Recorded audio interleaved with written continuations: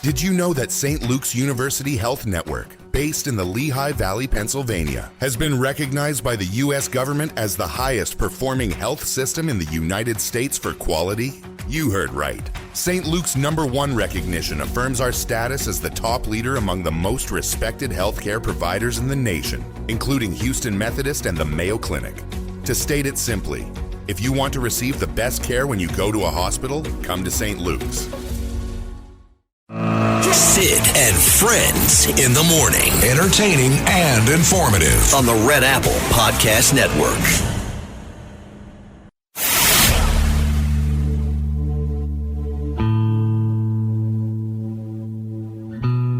A deal reached to end the Long Island Railroad strike. After 3 days of workers on the picket lines, their unions and the MTA are now working on a plan to get the trains running again.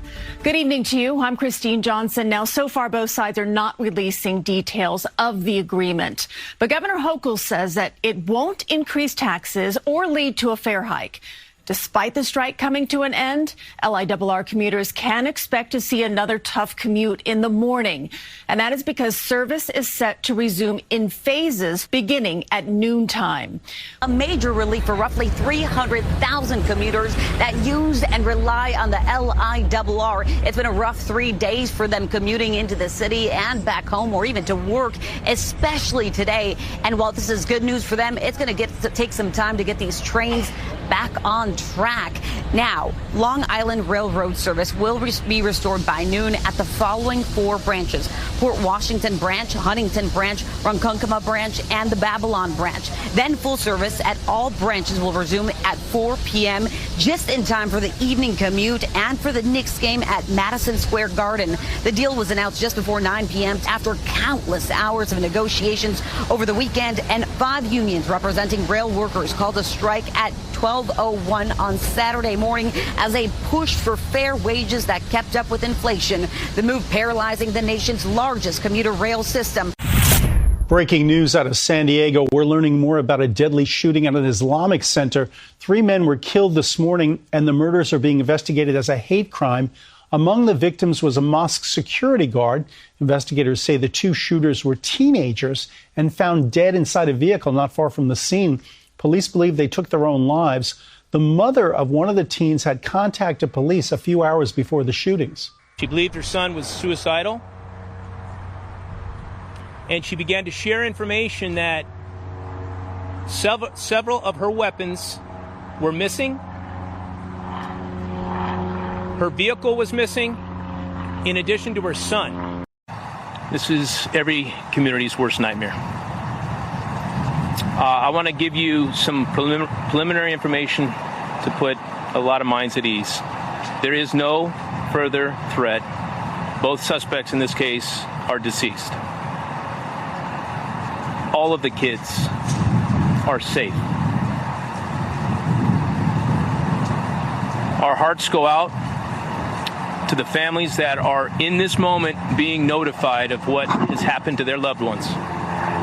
We have 3 confirmed adults that are deceased at the Islamic Center. Okay, guys, breaking news out of San Diego. There was a shooting today at the Islamic Center of San Diego. So here's what we know. Security guard has been killed, 3 dead total, 2 teen suspects. Yeah, it was a scary situation. From what I understand, there's a school inside, so there were little children. Horrible all around. Eyewitnesses say they heard multiple gunshots coming from inside the building. But here's what people need to know about this mosque. The Islamic Center of San Diego has had a controversial reputation in the community for years because of its ties to 2 9/11 hijackers. Nawaf al-Hazmi and Khalid al-Mekdar were known to have attended the Islamic Center of San Diego while living in San Diego before the attacks. They also, learned how to fly planes in Miramar. And more recently, the mosque's imam, Taha Hassan, he became a controversial figure in the community himself. He was initially brought into San Diego for his interfaith efforts to help bridge relationships between the Muslim, Jewish, and Christian communities. But after October 7th, major outrage after making comments that resistance is justified when people are occupied, comments many people viewed as defending or rationalizing Hamas. He has spewed a lot of anti-Israel rhetoric from his pulpit. His wife also facing controversy after October 7th, after she posted an image depicting a Star of David beheading babies, a post that sparked outrage in the Jewish community. The mosque has also frequently held events with CAIR, the Council on American Islamic Relations. And as many of you know, CAIR was named in 2008 as an unindicted co-conspirator in the largest Hamas terror financing case in U.S. history, the Holy Land Foundation. CAIR has denied wrongdoing, was never charged with a crime, but the organization's history and ties have remained a source of controversy for years. A high-stakes political week for President Trump, with primary elections that could indicate the future of the Republican Party. A key test of Trump's power coming up in Kentucky. And over the weekend, Trump helping to end the career of Louisiana Senator Bill Cassidy, who was one of a handful of GOP senators that voted to convict the then former president in the wake of the January 6th riot. Trump posting, "It's nice to see that his political career is over." Cassidy conceding on Saturday. Sometimes it doesn't turn out the way you want it to. But you don't pout, you don't whine, you don't claim the election was stolen, you don't find a reason why. On Meet the Press, Trump ally Lindsey Graham warning that Republicans who oppose Trump will lose their elections. There's no room in this party to destroy his agenda. Graham also predicting the defeat of Republican Thomas Massie in Kentucky, a conservative incumbent congressman who's had a contentious relationship with Trump, facing another bellwether election on Tuesday. This is a fight worth winning. It's a national referendum. Trump hand-picking his opponent. I want to just give me somebody with a warm body to beat Massie. And railing against him online. Massie has angered Trump with his outspoken push for the release of the Epstein files, and he's criticized Trump's policies, including the war with Iran. And I've tried to keep us from getting bogged down like we did in Afghanistan and Iraq for 2 decades. The war becoming a central political issue for Trump, with the price of gas and other goods rising as the stalemate in the Gulf continues. Republicans promising that when the conflict ends, prices will drop. We are just hoping and praying that the prices come back down. But Democrats argue voters will express their frustration at the ballot box. I think the Democrats will win back the House because there's so much momentum.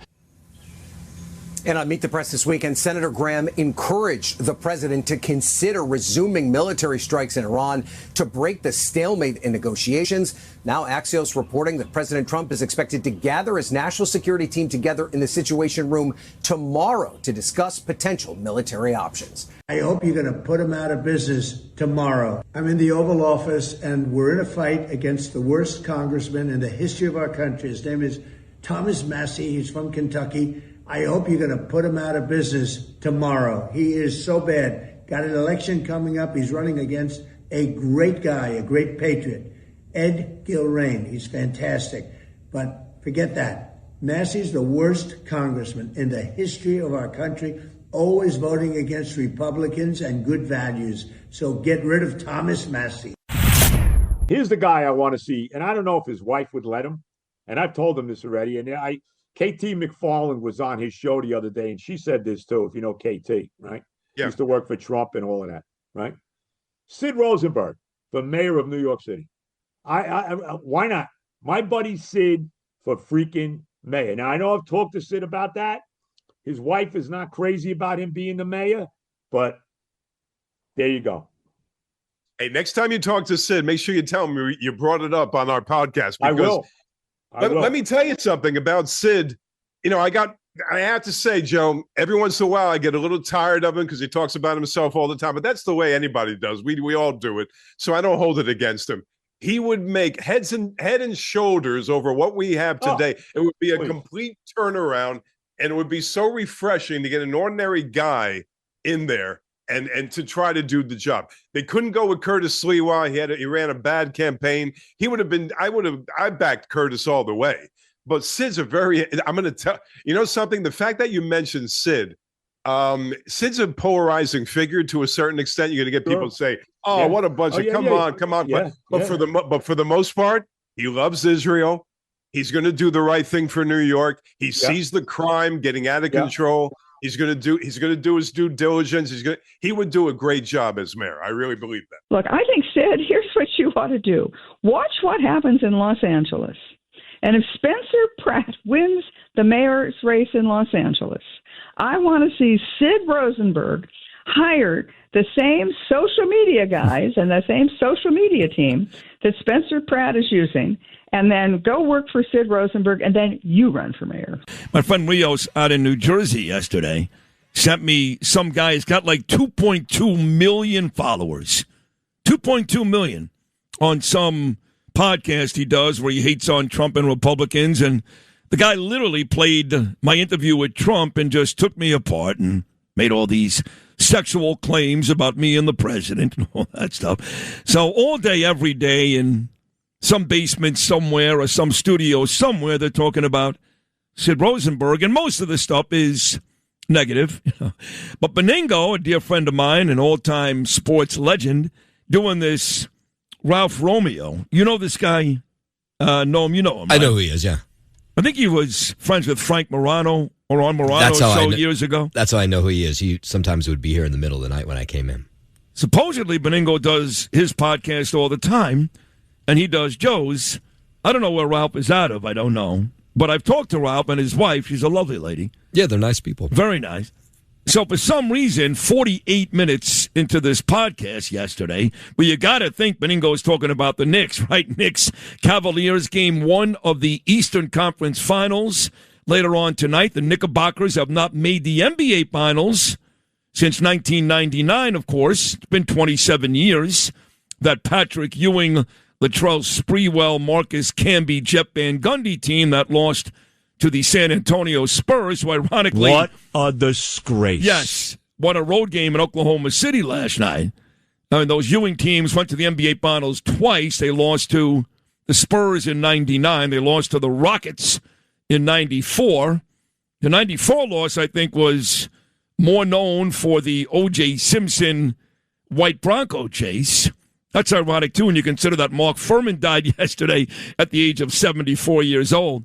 So the Knicks have not made the NBA Finals since 1999. You would think that's all that Benigno and Romeo would talk about. Maybe the resurgent New York Mets, who scored 16 runs last night. They've won 6 out of 7. And I guess they did all that for about 47 minutes. But then the Benigno out of nowhere just threw in, I'd like to see my friend Sid Rosenberg run for mayor. And that was on the heels, of course, of K.T. McFarland, one of the most respected people in D.C., working for 4 presidents in her lifetime, most recently President Trump, big star on Fox News, and on our show every Friday, you heard what she said last week. So the endorsement list continues to grow and grow. Trump's, they're in. A whole bunch of other folks. Blakeman, he's in. So I'm not really taking it all that seriously. I know that City and State, you know that publication, no? Of course, yeah. It's a big deal in the city, I guess, right? I don't know. Who writes for them? Cuomo does. And any like famous writers or... I think, people do guest columns and that type of thing for right. them. Right. I think I've even seen Anthony D'Esposito write for them on the other side. Right. Yeah. So they did some story last week on potential mayor candidates because they're already predicting that Mamdani's going to win again, which I will do everything in my power to stop. Not only do I want Mamdani not to win again, I want to get this guy arrested or something. I don't know. I hate the guy. Every day I hate Mamdani even more. If you're uncomfortable with that, you don't like that word, tough. Because let's be honest. Thank you, Joe. Every day I hate him even more. So this City and State came out with some article last week about potential candidates for the 29 mayor's race. And they mentioned a whole bunch of Democrats, only 3 Republicans, because I guess only 2 have said they're going to run so far. One is John Schell. I don't even know if John Schell is going to run as a Republican. I think he's running as an independent, former NYPD chief of department. The other, Curtis, which is the definition of insanity. What is the actual definition of insanity? Do the same thing over and over again and expect different results. When you get a combined 22% of the vote in 2 elections, including an all-time low 7% in the last election, you've got to have your head examined to do it again. But worse than that, worse than Curtis, you'd have to have your head examined to vote for this guy or give this guy any money. So they mentioned Curtis, they mentioned Schell, and then they mentioned potty mouth radio host. I was the only one who got a nice little adjective, potty mouth. And that was me. But I've not discussed on any real serious terms this mayor run. I mean, I've got people that have offered me money, all kinds of stuff. I don't talk about all of it on the air. I don't. But it's not really a joke at this point. I'm saying, it's really not. And there are some very, very influential people in New York and in Washington, D.C., who think it's a good idea. Now, I don't, because I'm on the heels of a brand new deal here at WABC. I'm hoping it's sooner than later. And I'd like to spend a lot of time here continuing to rule New York radio and make a lot of money. And I don't want to give that up, like Stephen A. Smith says, to fight with the city council and legislators in Albany, and hopefully it'll be Bruce Blakeman, so the governor and I will have a nice relationship. I don't want all that. Plus, drag my family through the mud, because whoever runs against me will have no real way of beating me in a debate when it comes to policy, so they'll look for anything in my past that'll make me and my wife and my kids miserable. I'm aware of all this, trust me. I'm aware of all of it. So there's a lot of cons, but there's pros too, and the pro is I just can't sit back and watch this anymore. I know Michael Rappaport feels the same way. He may run. I don't really care who runs. If I decide to run, I'm going to win. At least the Republican nomination, I'm going to win. I can't tell you I'm going to beat Mamdani or a Democrat, but if I decide to run, I will win. Sliwa's not beating me. No one's beating me. But I have to really think about this, no? It's a miserable job. Why would you want to do it? You'd be fighting with how many Republicans? 51 city council members? I know that. Well, you know why I want to do that? No, be only 46. There are 5 Republicans. Right, okay, right. Because the city, I love this city. I came back here. I'm the only idiot. While I-95 South was packed with cars driving to Fort Lauderdale, Miami, Boca, Tampa, you name it, I was the guy going north. Now, certainly the job opportunity, thanks to Chad Lopez, just over a decade ago at WABC, made that decision easy. I get that. But I do love this city. I think you know that. And it's killing me watching what's going on here. It's just killing me. And everybody I know is sad. Everybody I know is sad. Even after spending time at the beach last weekend and, going to a ball game, doing all these fun things, the truth is, especially during the week, during work hours, a lot of the people that I associate myself with, friends and family and good New Yorkers, are sad. So they need help.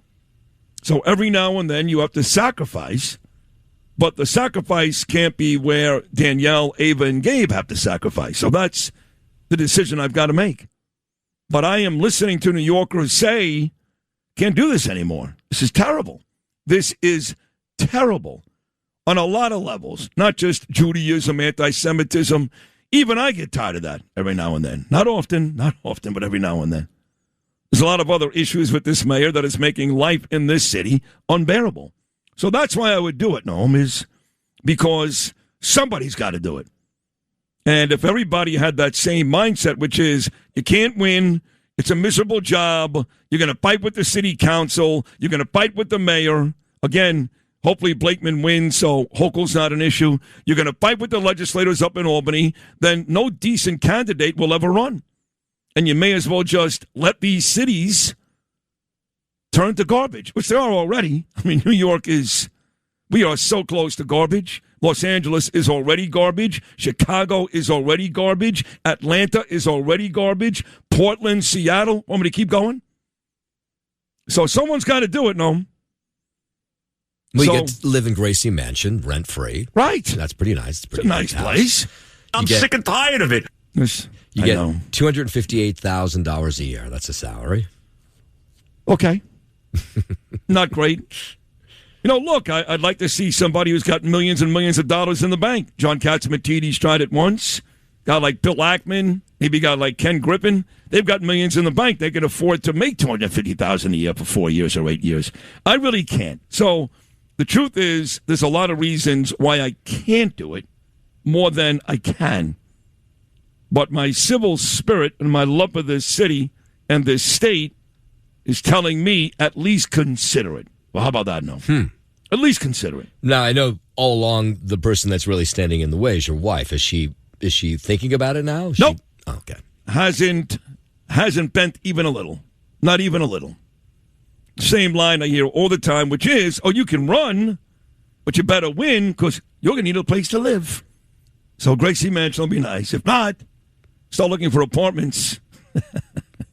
And she's not kidding. That's a great response, actually. Yeah. You better win. Yeah, you better win. Because you'll need a place to live. That's so perfect. I know. She's pretty good, D. And she's smart, too, because she's right. Oh, she's 100% right. There's really many more cons than pros, but I can't let Curtis and the rest of these people run again. It's embarrassing. It's silly. No one's taking it seriously. And I'd rather at least give Mamdani a scare, make him work for it, than just hand it over to Mamdani another 4 years. And if, God forbid, because it could happen, I don't think it will, and nobody loves Bruce Blakeman more than me. We're brothers. Lou, you can tell everybody how close me and Bruce are. A lot of people on this station are close with Bruce, not even close. Crystal clear. So I want him to win. He's got a shot. But if Kathy Hochul wins and she's still the favorite here, we're dead. I mean, seriously, folks, we're dead. So do we just let it happen? Yeah, the issue is you're sitting here, you're getting frustrated watching all the I ineptitude really am. go on. Frustrated and sad, and there's too many people, as Lou knows, because him and I are like brothers. We're so close, and we talk every day starting at 4 o'clock in the morning. You don't even know half the names of the people that have reached out to me and said, you need to do this. Much bigger people than anyone in the Republican Party has had endorse them in this city over the last maybe 4 or 5 mayor races. That's how big they are, Noam. And they're coming every day. Not to mention all the law enforcement that you run into. I'll get every police union, every one of them. Vin Valalong with the sergeants, Scotty Monroe with the detectives. I'll get every police union. Now, look, Jessica Tisch may run, but I don't see Jessica running as a Republican. Julie Menon, the Speaker of the City Council, she said last week she's not running. That means she is. But I don't see her running as a Republican. I don't know. No, she's going to run as a Democrat. Right, and Jess will probably run, if she does, as an independent, I would imagine. So what Republicans you have left? Shell will be an independent. Curtis will be a Republican. I'll kill him. That won't even be close. So what's left? Well, there's probably somebody we just don't know about yet. Yeah, like who? I don't know. Michael Rappaport will be an independent. Who? You know everybody who lives in New York. Who's going to pop up all of a sudden as a Republican, and the people are going to love him? I mean, nobody comes to mind right now. Nobody. Yeah. There is nobody. There's nobody. You're going to get some CEO that may be a Republican that nobody knows? There's nobody. Democrats, sure. A lot of famous Democrats living in New York. Who knows? A celebrity, a business owner, a CEO, any one of those people could be formidable. There's no Republicans here. You'll know about them. You'd know about them. Greg Kelly, he's talked about it. He won't do it if I do it. He'd be stupid if he did. And he's not stupid. He's a great guy and a great radio host, but he ain't beat me. So what are we down to here, Noam? Yeah, I can't. It's hard for me to think of anybody. That's why I continue to ponder this. So anyway, that's not the big story today. The big story today is primary day. 6 states up for grabs. You know who they are: Alabama, Georgia, Idaho, Kentucky, Oregon, and Pennsylvania. But the bullseye is on Kentucky. And I got to tell you this. I am rooting for a guy named Ed Gilrain in the state of Kentucky as much as I'm rooting for the Knicks to beat the Cleveland Cavaliers in Game 1 tonight of the Eastern Conference Finals. And you guys know I'm not kidding, because clearly, after what I did with the Mets and the Yankees, sports takes a back seat to politics for me. And I do have Mike Breen on today, the Hall of Fame voice of the New York Knicks. This is a big get. You guys realize that Mike can't do WFAN because they've got a policy, ESPN. They don't allow their talent to go on WFAN because ESPN and WFAN compete in the mornings. Now, I think if Mike Francesa or Chris Russo was still there, Breen would probably waive that. But at this point, talents like Stephen A. Smith, ESPN, Mike Breen, ESPN, Chris Russo, ESPN, they only come on my show. Think about that, Noam. I get the biggest sports names in the city on this show, and we're a politics show. So we've got Mike Breen coming on later on this morning, which is huge. Knicks and Cavs, game 1 tonight. But I want Ed Gilrain to win that race in Kentucky even more than the Knicks, because that's how much I despise Thomas Massie. I am so sick and tired of these Republicans who can't stand President Trump for whatever reason they've got. I don't know what it is, and I don't care. I can't stand Republicans acting treasonous and looking to stab our president in the back. It's not like the Jeffrey Epstein story just came about a couple of months ago. That's been out there for years. Even when Joe Biden was president. You guys remember Thomas Massie yelling and screaming 5 or 6 years ago about Jeffrey Epstein? Anybody? No, right? No. But now, because they hate Trump, whether it's Epstein or Iran, they look for whatever they can find to pick on Trump. And we don't want them. I'm sick of all of them. Kentucky, specifically, is a rotten state for Republicans. Mitch McConnell reigns out of Kentucky. Rand Paul, huge jerk-off, he's out of Kentucky. And the most, I believe, the least likable of all, I know for sure that President Trump dislikes this guy the most, Thomas Massie, running today in Kentucky. I did catch up with the great Brian Kilmeade, who follows me each and every morning at 10 o'clock here on 77 WABC. He's on TV right now as we're speaking on Fox and Friends, and he also does that great show, One Nation, 10 p.m. Sunday night. I will not be on this Sunday night. I'll be on next Sunday night. So if you're going to be away for Memorial Day weekend, you're not going to miss me. I'll be on next Sunday night. But I did catch up with Kilmeade specifically about Thomas Massie in Kentucky early this morning. This is cut number 1, Lewis, and here's what BK had to say. I find him insincere. You know, there's these people that go into Congress, and the way I think you should do it, Sid, is this. You go in there, you're a conservative, you're a liberal, right? And then you have a president that's in your party. You go in there and you say, this is what I believe, and this is how to work it out, and then you go into a committee and you try to do the best you can, and you try to get your points across. But in the end, you got to get something done. Right? Sometimes you got to kill something, and that's getting something done. But other times you got to work with them. I look at Chip Roy. Chip Roy goes every day. He's fighting for a strong border. And he does all these things. But then he says, okay, what's possible? I'm in the minority. What's possible? I'm in the majority, but I only got a 3-seat advantage. And then in the end, he goes, okay, this is the best I can do. Let's get it done. Tom Massie, just the opposite. Rand Paul, just the opposite. They sit there and they belong in a think tank where they come out and they debate things and they write a position paper.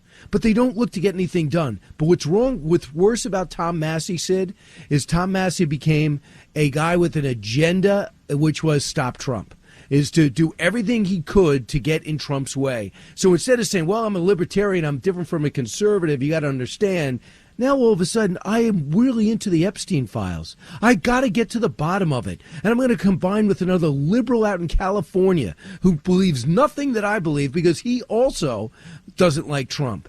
And they go ahead and have this victims, and they get the victims together, and they say, we're going to fight for you.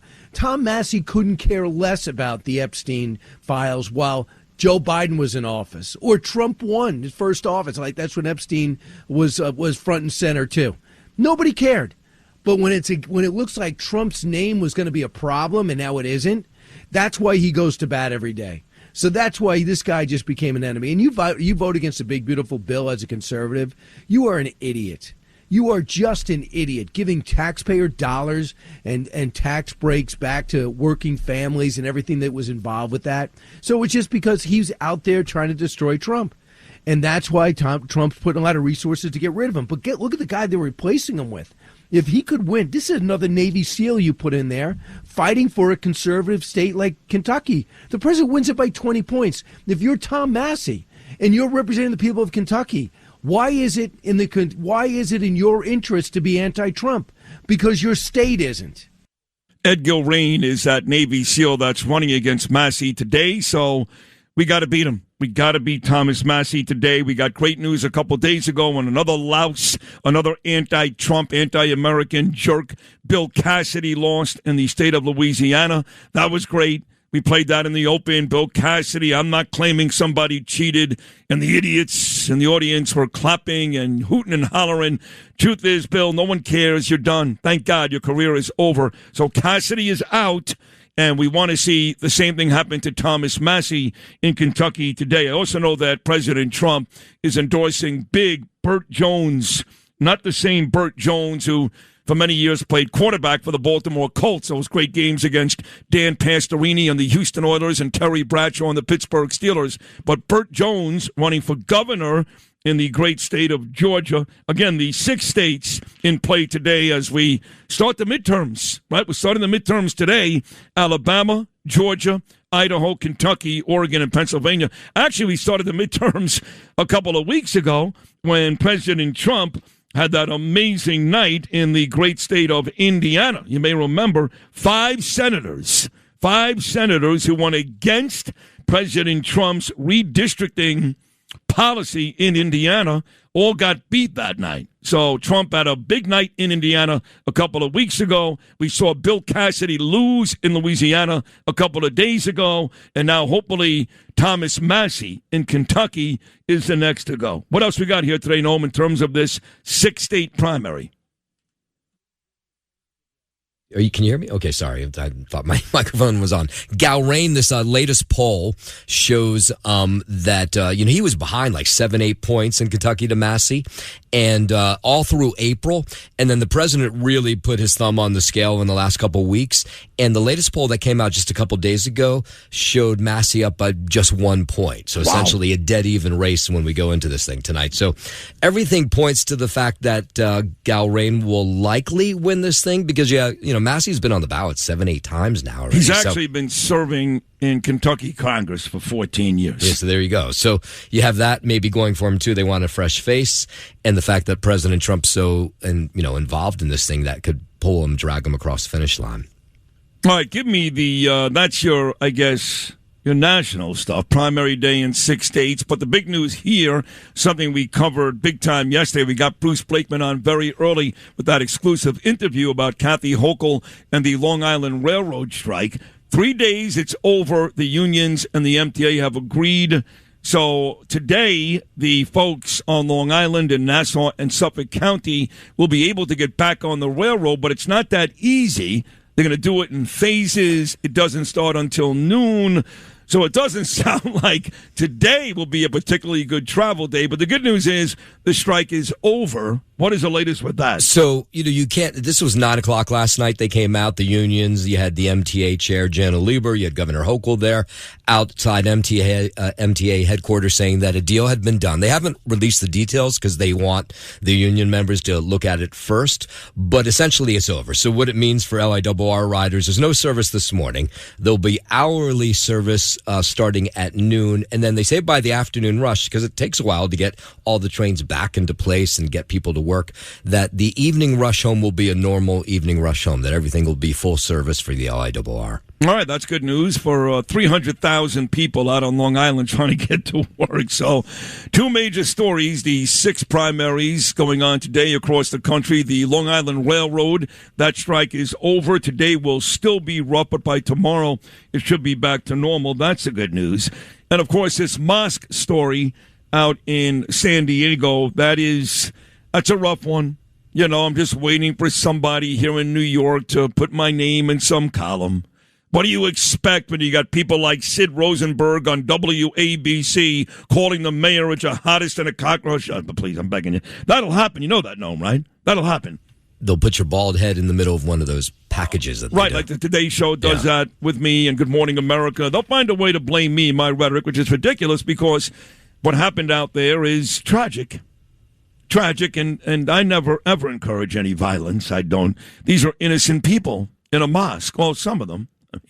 If you heard Stella Escobedo's piece, Stella's a big-time television star. She was at OAN for many years. She's part of my lady group. You know that, Noam. I've got Siggy Flicker. I've got Michelle Lubin-Terrace from Jexit. I've got Bridget Gabriel, even Laura Loomer.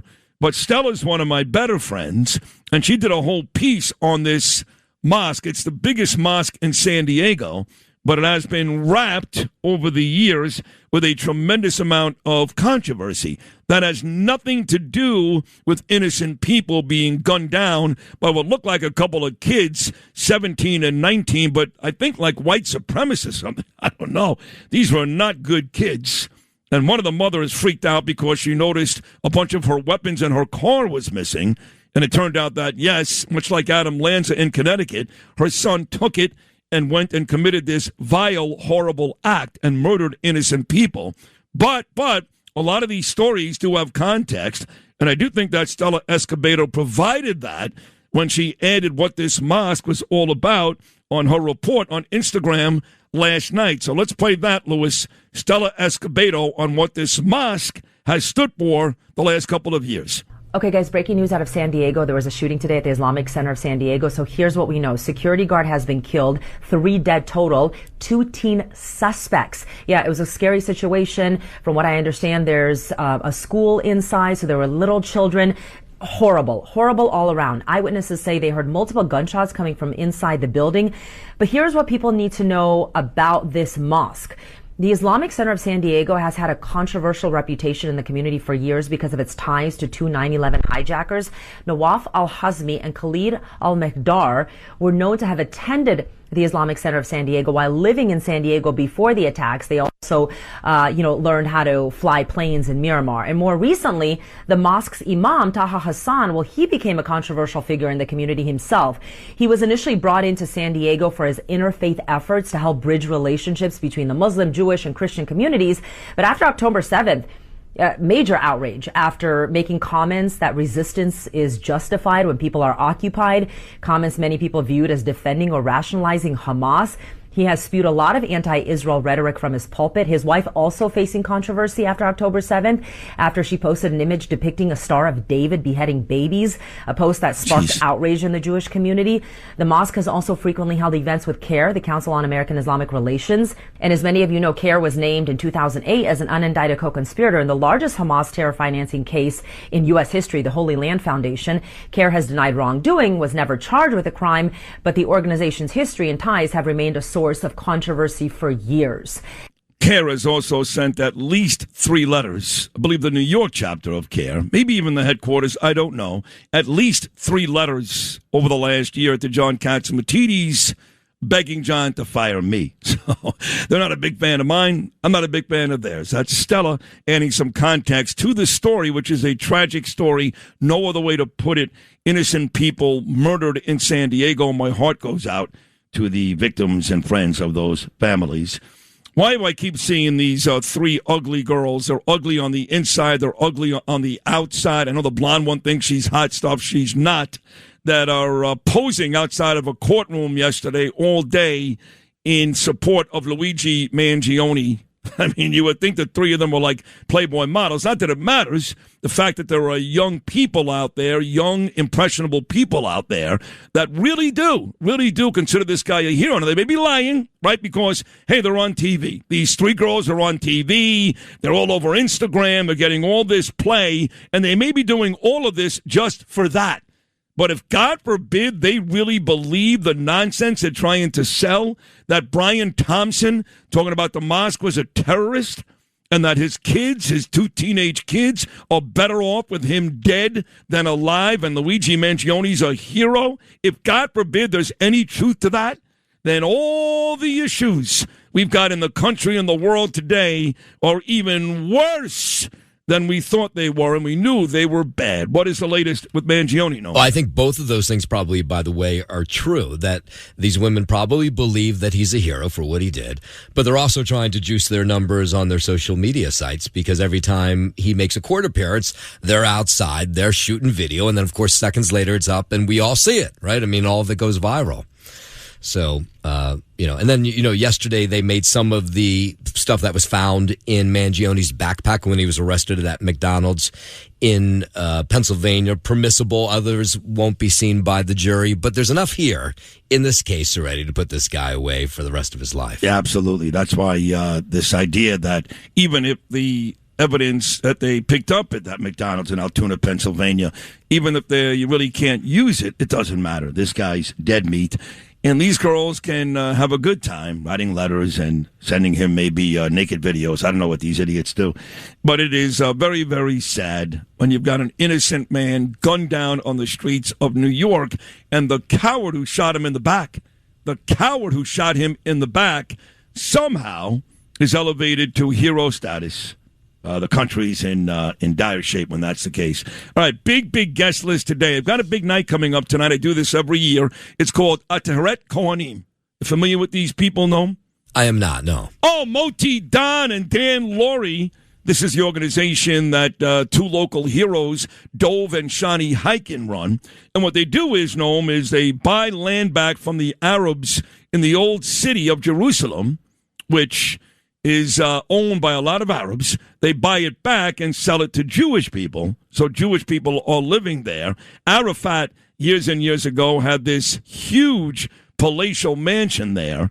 So that's their business. They go about buying back the land and making sure that Jewish people end up living in the old city, which, as you know, Noam, is gorgeous, in Jerusalem. Again, the name of their organization is Ateret Kohanim. They've got a huge dinner every year at a gorgeous, swanky place in Hewlett, which I attend, and I usually get honored. Me and Danielle got honored a couple of years ago. They got something for me every year. Dove Hikind is very, very sweet. So I'm back there later on tonight. So we will talk to Shani Hikind coming up in a couple of minutes about that big event. Also, Jeanine Driscoll is on her way in. She's driving in, and she is running for that Congress seat on Long Island, which Anthony D'Esposito had.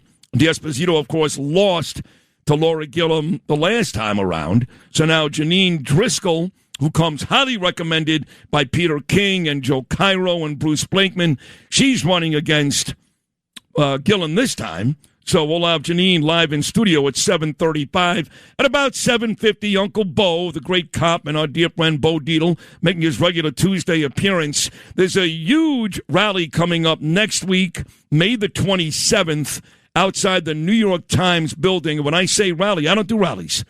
I don't do that, okay? Bullhorns and all that nonsense. But this one is different.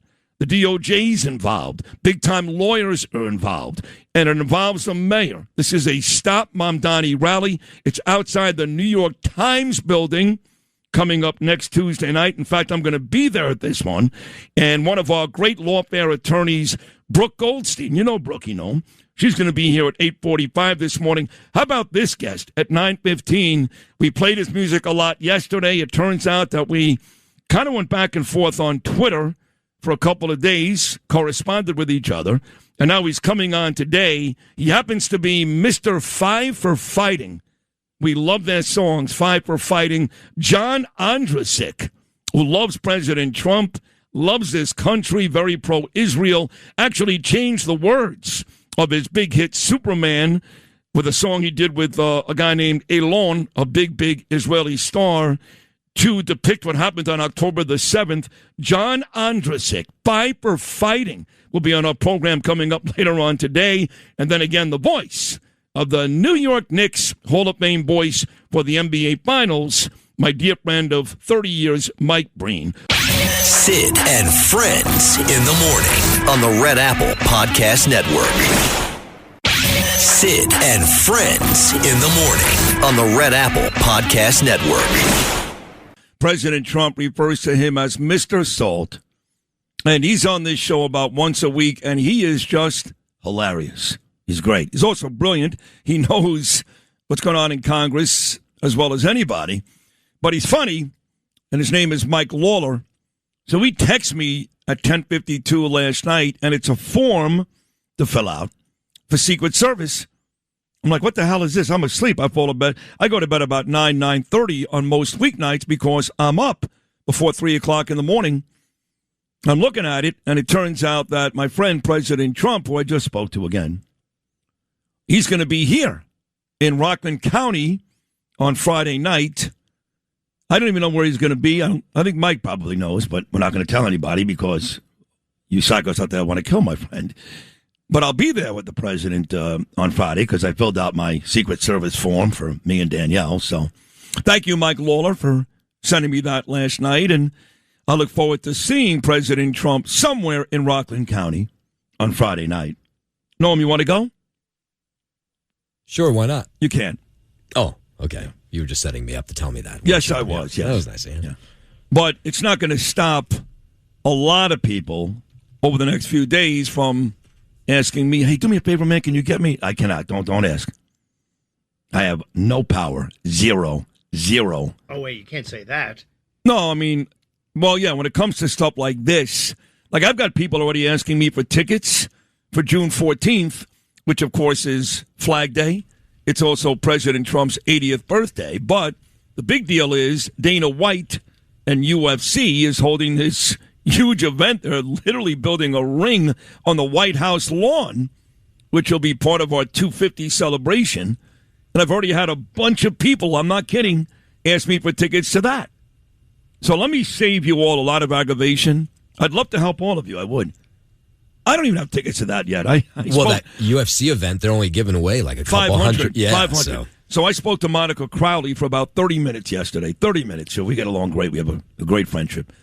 She doesn't have tickets, just so you know. No, she sets up all the State Department visits. So, for example, if Zelensky's coming to town, if Putin's coming to town, if she is coming to town, that's in Monica Crowley's wheelhouse. This is not a White House event.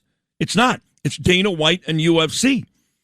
So I may have a tough time getting a ticket, but I'm sure if I text the president, I can work something out. But I can't get you guys tickets for anything. Not for the 250 celebration here or in Washington, D.C., or the UFC or Rockland County on Friday night. I just don't have that type of power. I don't.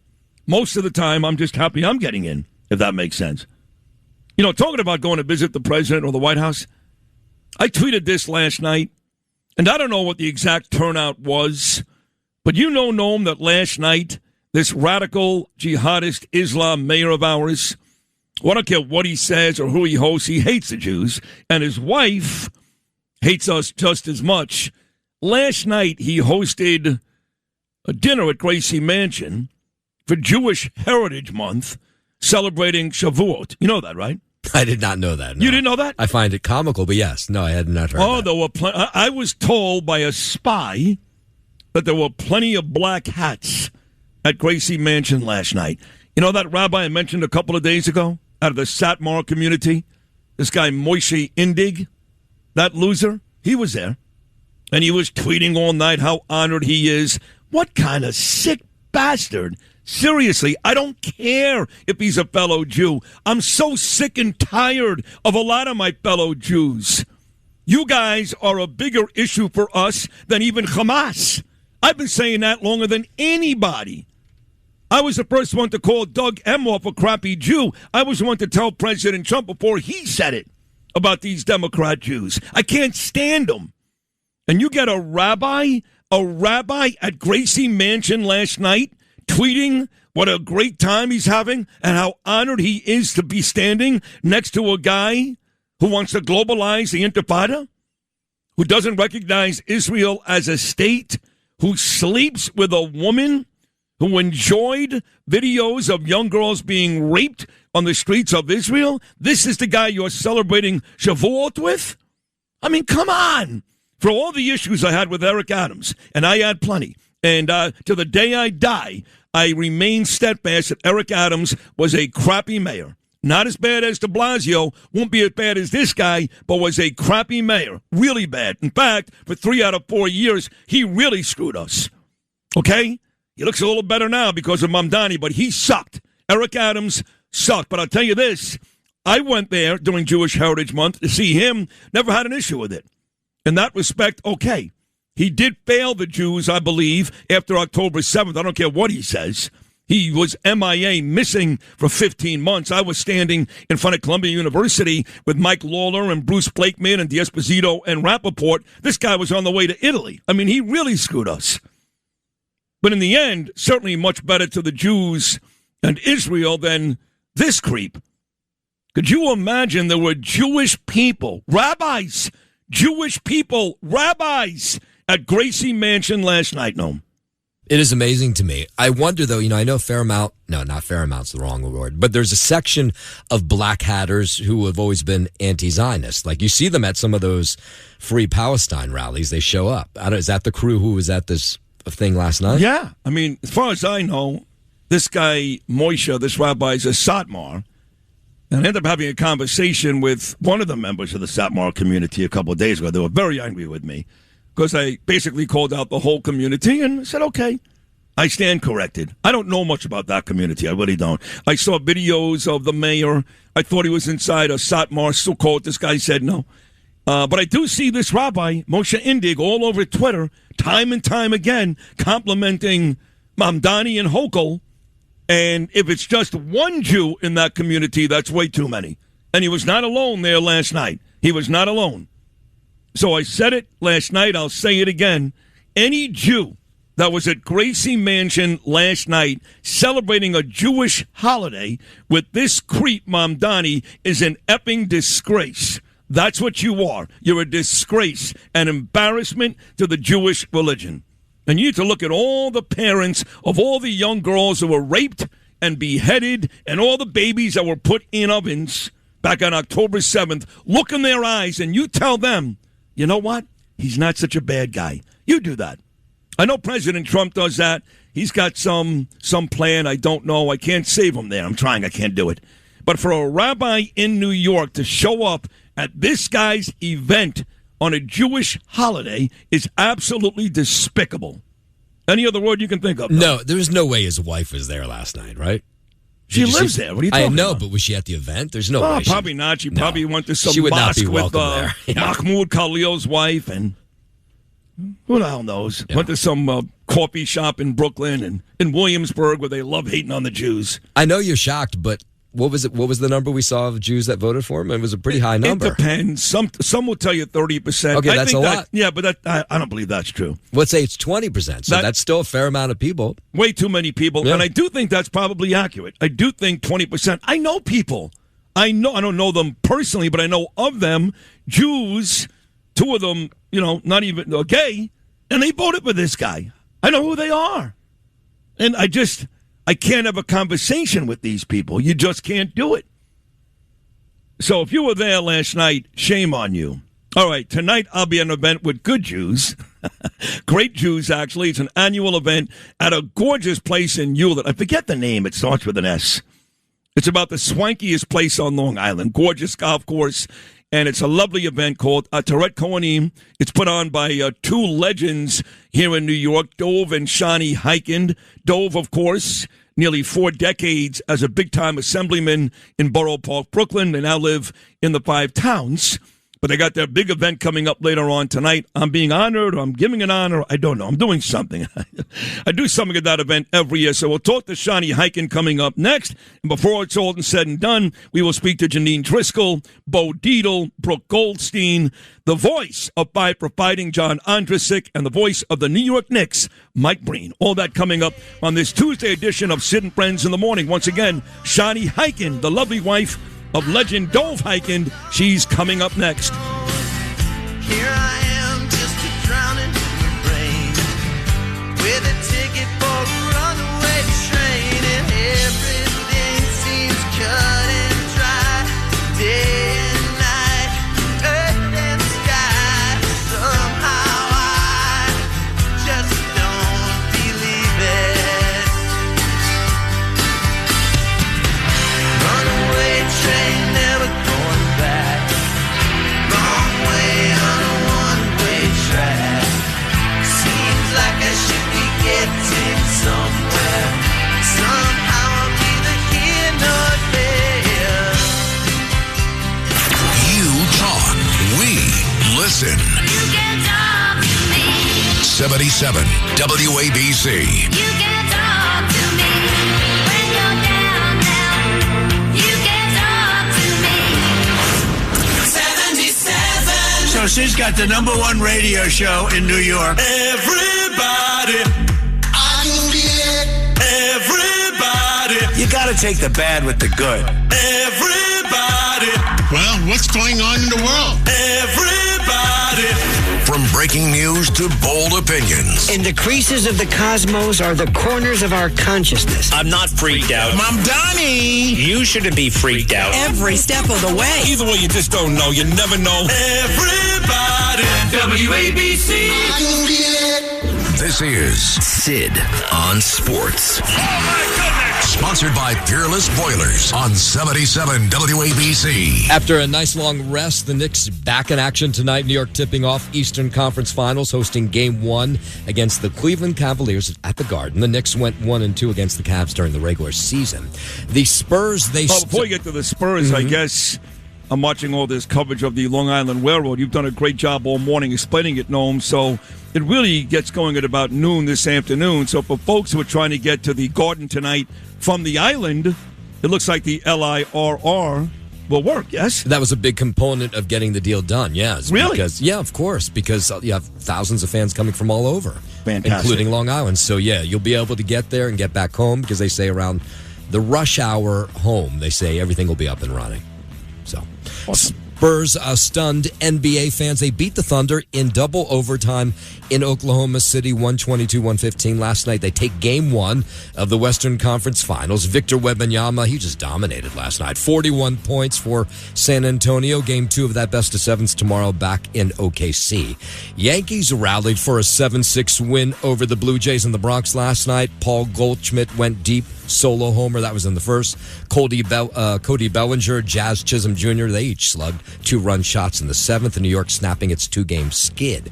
The Mets blew out the Nationals 16-7 in extra innings in Washington last night. New York actually combined to score 10 times in the top of the 12th. The Mets have won 6 of their last 7. They continued their 4-game series in D.C. tonight. Sports is sponsored by our good friend Pete Morgan and Peerless Boilers. Go to peerlessboilers.com to find a dealer near you. Peerless Boilers, they are the world's best-built boilers, and that's WABC Sports. WABC Traffic and Transit. From the Apple Bank Traffic Desk, and again, coming in from the island, a lot of slow traffic along the way if you're traveling westbound.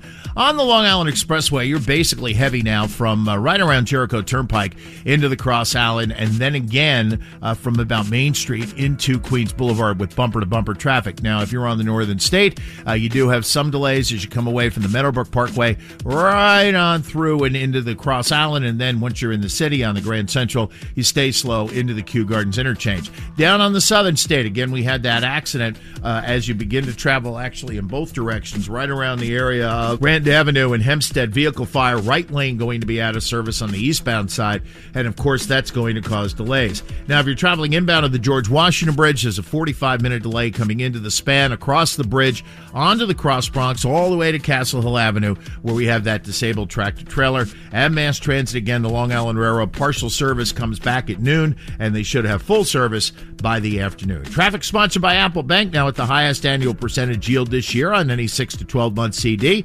Visit your local Apple Bank to open today. Member FDIC, $25,000 minimum deposit required to open. New money only. Early withdrawal penalty may apply. I'm Joe Nolan with traffic on Talk Radio 77 WABC. You can depend on us. New York's talk station, 77 WABC. This is Sid and Friends in the morning. Entertaining and informative. Oh, you're my best friend. 77 WABC.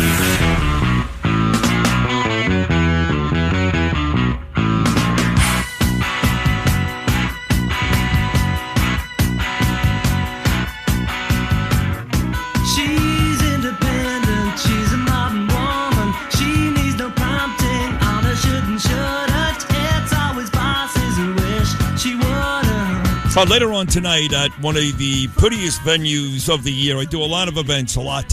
I mean, like 6 in the next 2 weeks or last 2 weeks. This one in Hewlett is about as nice as it gets, and I love the organization. Had a chance to tour with these people in Israel many years ago. My first trip to Israel. I'm going back actually in 3 weeks, and I'm very excited about it. But my first trip, I toured with these lovely people. And Moti Dan has become a friend over the years. But this is all about my dear friends Dov and Shani Hikind. Dov was on the show just last week doing a great job. And his wife, Shani, is really in charge of Ateret Kohanim. She runs the whole thing. And she puts on this beautiful dinner every year. And they always invite me to come up and speak. They've honored me and my beautiful wife, Danielle. It's a great event for a great cause. And it all comes your way later on tonight. So Shani is with me right now. Shani, it's a great event. You do a beautiful job. I can't wait to see you later on tonight. Congratulations. Thank you, Sid. I can't wait to see you, Sid, and it is going to be a fabulous night. Believe me, I got a lot of. There's a team here. There's a team in place that puts this evening together.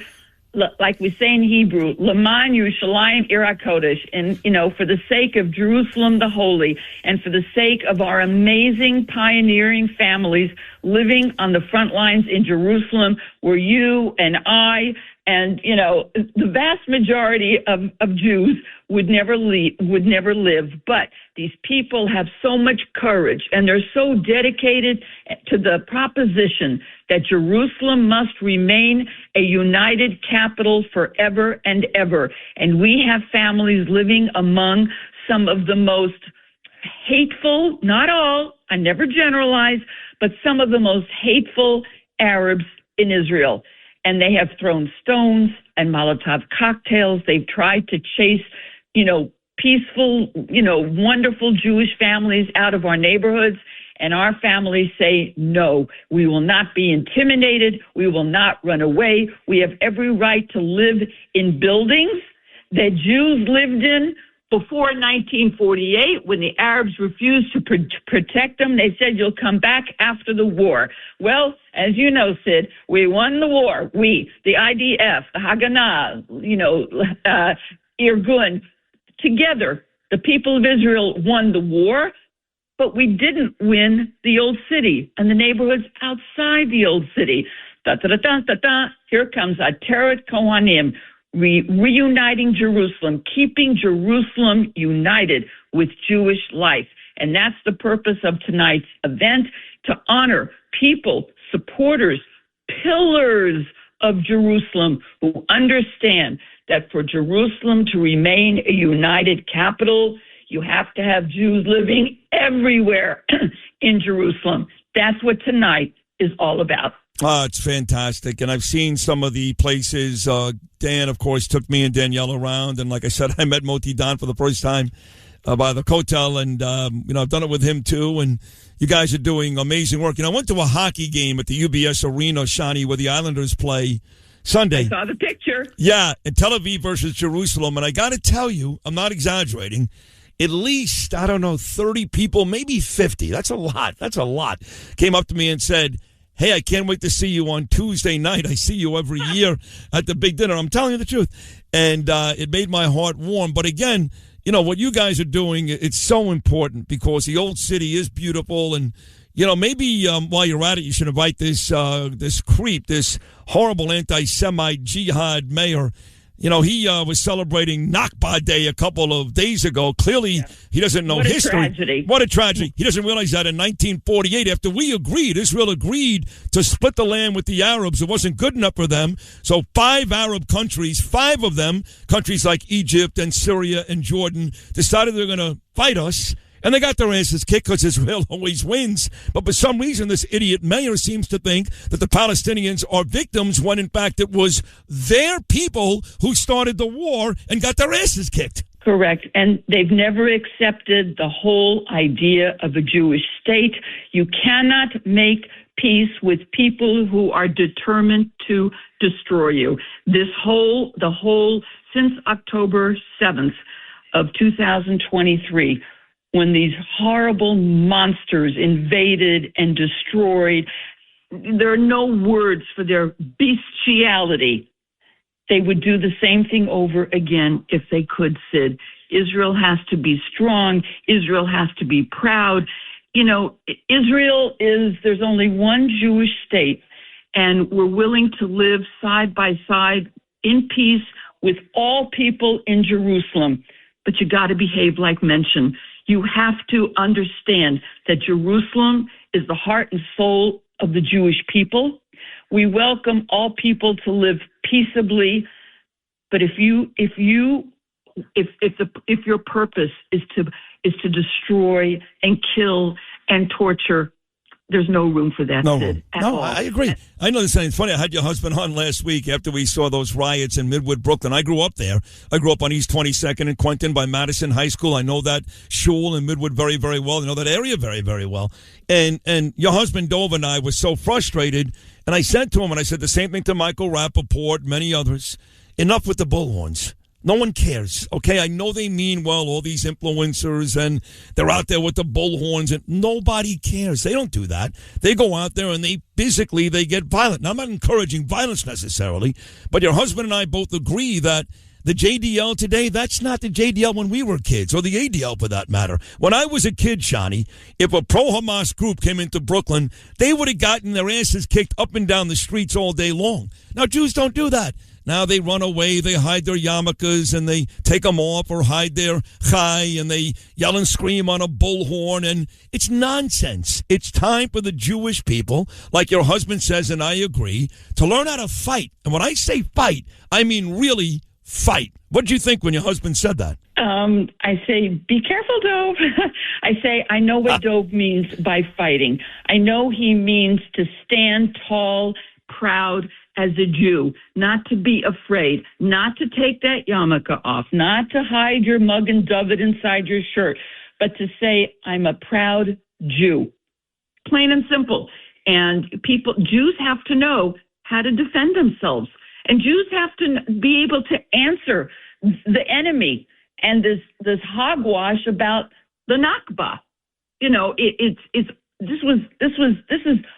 after the Holocaust and losing 6 million of our people, the Arabs refused to let the Jews come home. This is our only land. There are plenty of other Arab countries. We 42. didn't steal land from one Arab. Nope. Sid. No. I believe there are 42 Muslim countries, or maybe 44. I don't even know. We have one, and they can't stand it. It keeps Tucker Carlson, that liar, up at night. He did call President Trump an Antichrist. You got it on tape. So I wanted to wrap this great conversation up. I don't know in terms of tickets if people can still go out there later on tonight. Again, it's a gorgeous venue. It's a lovely event. If they want to donate, obviously. I will give my number. Okay. I will give you my number, 917-297-2075. If somebody would like to call me, we do ask. There is an admission. We would love to have people with us because the money raised at this dinner is going to, help our families living on the front lines, our children's activities. We're building a new yeshiva in the old city, a yeshiva high school. There's so many things to do that people can be our partners. And I must mention, Jerry and Sue Wartsky, and you will be presenting the award to this unassuming, quiet, modest gentleman, Jerry.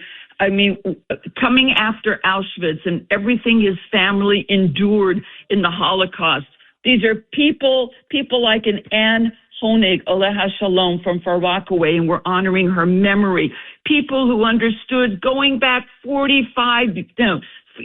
to 1983, that Jews have a right to live throughout the old city, and we have to be their partners. And then, one second, I must mention our two lone soldiers, Jacob Verschleiser and Ephraim Abrams. Can you imagine leaving the comforts of home? You don't have to, you're not drafted, but these two soldiers, like many others, but we're honoring these two, Ephraim Abrams and Jacob Verschleiser, who picked up from Oceanside and Lawrence and went to fight in the IDF, saw their buddies killed, but they're determined to participate in the defense of our people, in the defense of our Israel. It's going to be a magnificent event. Love you, Sid. Can't wait to see you. Love you too. And I had the pleasure of sharing the stage. You were there, you and Dove, that night. In fact, you were two of the first people Danielle and I saw third night of Hanukkah, East Wing of the White House, when President Trump called me up on stage, and Jerry Wartsky was there as well, also made his way up to the stage. So it's a huge honor for me tonight to do that. And you're the greatest. I really think you're the greatest, Shani, and love Dove too. It's a and team. It's going to be great tonight. I can't wait to see you. I love you. Thank you so much. Thank you, Sid. Can't wait to see you, Sid. You All too. the best. Have a great day. God bless you. Shani Hikind right there, the lovely wife of Dove Hikind. And we'll all be hanging out together later on tonight. The Terror at Corny Emanuel dinner in Hewlett always makes for a wonderful. Sid and Friends in the morning on the Red Apple Podcast Network. Sid and Friends in the morning on the Red Apple Podcast Network. Here's the guy I want to see, and I don't know if his wife would let him, and I've told him this already, and KT McFarland was on his show the other day, and she said this too, if you know KT, right? Yeah. Used to work for Trump and all of that, right? Sid Rosenberg, the mayor of New York City. Why not? My buddy Sid for freaking mayor. Now, I know I've talked to Sid about that. His wife is not crazy about him being the mayor, but there you go. Hey, next time you talk to Sid, make sure you tell him you brought it up on our podcast. I will. Let me tell you something about Sid. You know, I have to say, Joe, every once in a while I get a little tired of him because he talks about himself all the time, but that's the way anybody does. We all do it, so I don't hold it against him. He would make head and shoulders over what we have today. It would be a complete turnaround, and it would be so refreshing to get an ordinary guy in there and to try to do the job. They couldn't go with Curtis Sliwa. He ran a bad campaign. He would have been. I backed Curtis all the way. But Sid's I'm going to tell you know something. The fact that you mentioned Sid. Sid's a polarizing figure to a certain extent. You're going to get people say, "Oh, what a bunch of come on!" But for the most part, he loves Israel. He's going to do the right thing for New York. He sees the crime getting out of control. He's going to do his due diligence. He would do a great job as mayor. I really believe that. Look, I think, Sid, here's what you ought to do. Watch what happens in Los Angeles. And if Spencer Pratt wins the mayor's race in Los Angeles, I want to see Sid Rosenberg hire the same social media guys and the same social media team that Spencer Pratt is using, and then go work for Sid Rosenberg. Talking about the Sid from Mayor stuff, and then we played what Joe Beningo actually brought up in the conversation. KT McFarland, the highly respected KT McFarland, who worked for 4 presidents, most recently President Trump. She's on Fox News all the time. She's on our show every Friday, saying just last Friday that she wants to see me run. So the list continues to grow. You know some of the names. You've heard them on this program, from Bruce Blakeman to Lara Trump.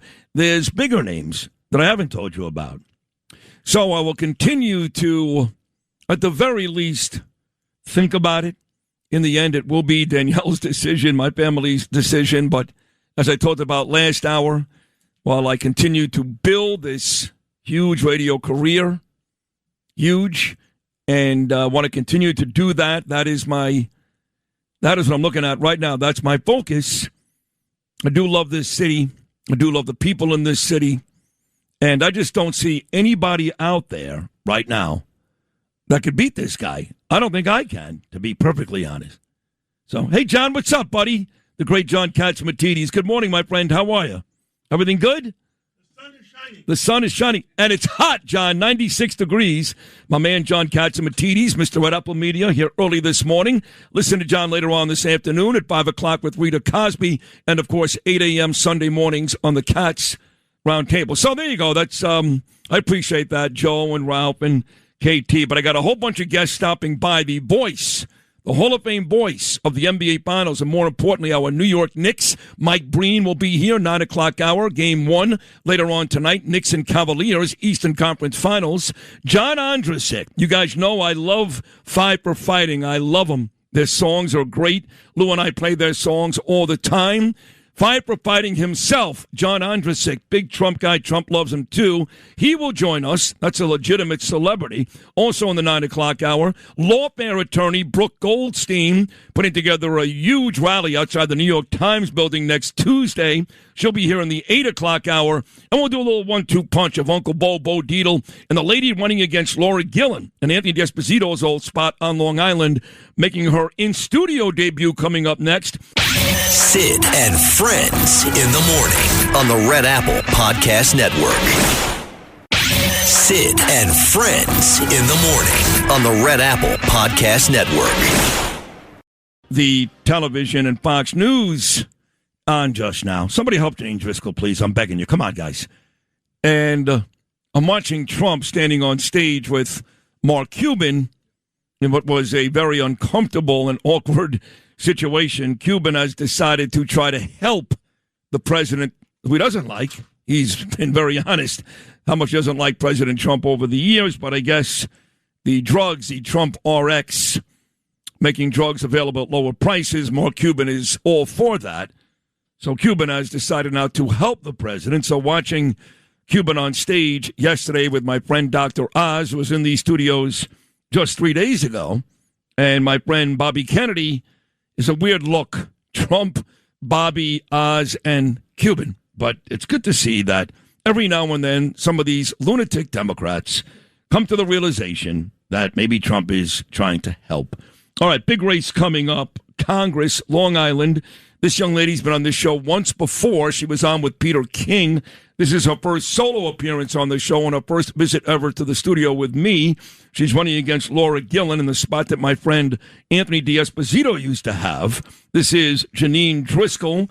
Jeanine, good morning. How are you? I'm good, Sid. Good morning to you. Nice to have you here. Thank you for making the trip in. You got 6 states in play today, obviously, with Alabama, Georgia, Idaho, Kentucky, Oregon, and Pennsylvania. This has nothing to do with Nassau County, but your race in the midterms will be a big deal. We need every seat we can keep, every seat we can get in your case. And there are some of these races today that President Trump and Sid Rosenberg really care about, specifically Kentucky, because for some reason Kentucky has amassed all these really bad Republicans. They hate Trump. They're all traitors, every one of them. Rand Paul, no good. Mitch McConnell, no good. But the worst of all is Thomas Massie. And every decent Republican in this country is hoping that Massie gets killed today by Ed Gilrain, Navy SEAL, running for that seat. How do you feel about these 6 races going on across America today? Well, I mean, the one thing that I find that bothers me a lot is that a lot of these races, come from the fact that people are not standing behind the president and what the Republican agenda is. And I don't understand that, because we fought so hard to get to the point that we're at today with President Trump and his agenda. And why are these, people in Congress turning on him? And I have a real issue with that because, again, we can't risk going back to what we've been through, and we just experienced it. So I do think a lot of these races, they're all very critical, but certainly we want to see people elected that are going to stand with the president 100% of the time. That's 100% true. And we just saw Bill Cassidy lose in Louisiana last week. That creep out of that senator out of Louisiana. Trump was funny. He goes, "I'm happy your career is over." And again, I'll be with President Trump coming up this Friday night right here in New York with Mike Lawler in Rockland County. Looking forward to have the president right here in New York. But again, he's keeping his eye on all these races. He'll keep his eye on yours. Yours is a big one. Laura Gillen, D'Esposito beat her. Then she came back. Then she beat him. He has decided not to run again. He's going to stay in that Labor Department where he serves right now as President Trump's general inspector. He's doing a very good job. He's uncovered billions of dollars in fraud, much like Lee Zeldin at the EPA and Dr. Oz with Medicare and Medicaid. So he's staying there. So here's your opportunity right now, Jeanine, to do what you can do to get that seat back on Nassau County. How's that going so far? It's actually going really well, Sid. I've had an enormous amount of support, obviously, from the party, the local Nassau County Republican Party, but even an outpouring of support from people around the country, my friends, family, but even strangers, because they know that this seat is definitely flippable. I hate to use that word flippable, but it is flippable. And, we have really the factors that are supporting me are good. When we look at what the district is, who the people are in the district, there's a lot of middle-class people in the district who need relief that's not being offered to them right now through the current representation. And I've been there already for 7 years, and I have worked with all of the constituents on a daily basis, trying to lower their taxes, trying to teach them how they can, get relief from the federal and the state government to lower property taxes, and even to a certain extent, the income taxes with, what happened with SALT last year. So that I am very tuned into the needs of the constituents. A broader picture, the whole country. Obviously, it is just incredibly important for us to maintain the House and really pick up more seats, because right now it's razor thin, and it makes it very difficult. And then also, like you were just going back to what you were saying, it gives people an opportunity to go against the president, because he knows that we're very vulnerable with such a thin majority. It's an interesting place where you live, too, because there are more Democrats than Republicans. Yeah. That's the case, like 70,000 maybe in your district, but yet Bruce Blakeman has won the last 2 Nassau County executive races easily, not even close. He blew out his competitor, that psycho, last time. Anthony D'Esposito won, and we've seen Andrew Garbarino win, and obviously it's Suffolk, a little different, but, LaLota, he won too. And you've got great leadership with guys like Joe Cairo. He's terrific. I love Joe, and Peter King. So for some reason, we talk about common sense a lot. It doesn't exist in the Democrat Party. It's complete nonsense. It's a unicorn. It's a pipe dream. There's like one guy. His name is John Fetterman. That's it. The rest of the Democrat Party, it doesn't matter how they campaign. They all become lunatics because they're scared to death of the progressives and the DSA. So they're all lunatics, all of them. But yet for some reason in your county, where it's mostly Democrat, Republicans win. I think that, well, believe me, that we definitely have fringe people, too. They're there. Oh, yeah. But we have enough common sense Democrats and I think people who just don't want to become Republicans for whatever reason, they have an issue with it. And they see that the county is extremely successful. Bruce Blakeman has done a phenomenal job. He's a good friend of mine. I served with Bruce on the town board before he became the county executive. I actually also served with Anthony. So I know these guys really well. Bruce has done an unbelievable job in Nassau. People are happy with Bruce. They like him. He is like every guy. He's a family man, happily married, beautiful family, grandchildren. And he's normal to talk to. He wants to talk about sports. He wants to talk about how you're doing. How's your job? He always checks in with me. Always, ask, how are you? How's your husband? So this is the kind of leadership we want. But he's done a great job economically. Last night, 86 new police officers graduated in Nassau County. Pat Ryder spoke. Pete King was there. Bruce, obviously, gave a speech. And it's so important for us to maintain what we have in Nassau. It's safe. Economically, it's sound. There are issues, obviously, that need to be addressed, and really that really probably comes more from the congressional representation. But for right now, we do have those common sense Democrats, and I'm confident they're going to support me. I win when I've run twice in the town of Hempstead. That's a very large area, largest township in America, and both times I approached 60, something like that %. And so I have a lot of Democrats as well. So I do think we are, situated for a big win in November. Now, one more. Let's talk about some of these differences between you and your competitor. I do love Pat Ryder. He's a great police commissioner. He really is. I'm very, very close with Jessica Tisch here in New York, too. But I love Pat. I love Ann Donnelly. I helped Ann Donnelly win. They'll be the first to tell you that. Bruce Blakeman and Ann Donnelly will both admit when they first won, largely because of me. And I was friends with Laura Curran at the time, but here comes this Republican with white hair, a good speaker. I liked him. And they both won, and that has been a dream for Nassau County. But let's get to the big differences between you and the lady you're taking on, Laura Gillen. What are the 2 or 3 things that you promise voters in Nassau County that will get better if, in fact, they vote for you? Well, the first thing is I will continue to do my advocacy on behalf of the taxpayers, to do whatever I can to lower taxes, property taxes. I'm constantly lobbying with the legislative body, trying to get, more income, income limits raised so that lowered, so that more and more people can, qualify for these exemptions. But the big difference between us, I think, and if you look at our resumes, very similar. 2 women, married, kids, both of us lawyers, Catholic school educated. The biggest difference is that she just votes along whatever Hakeem Jeffries demands. Oh, yeah. And it is upsetting. She just does not look at what her constituents need or what they elected her to do. And so that, to me, is the biggest thing. I mean, I have a conscience. You know, I'm a devout Catholic. I have a conscience. I am going to do the right thing.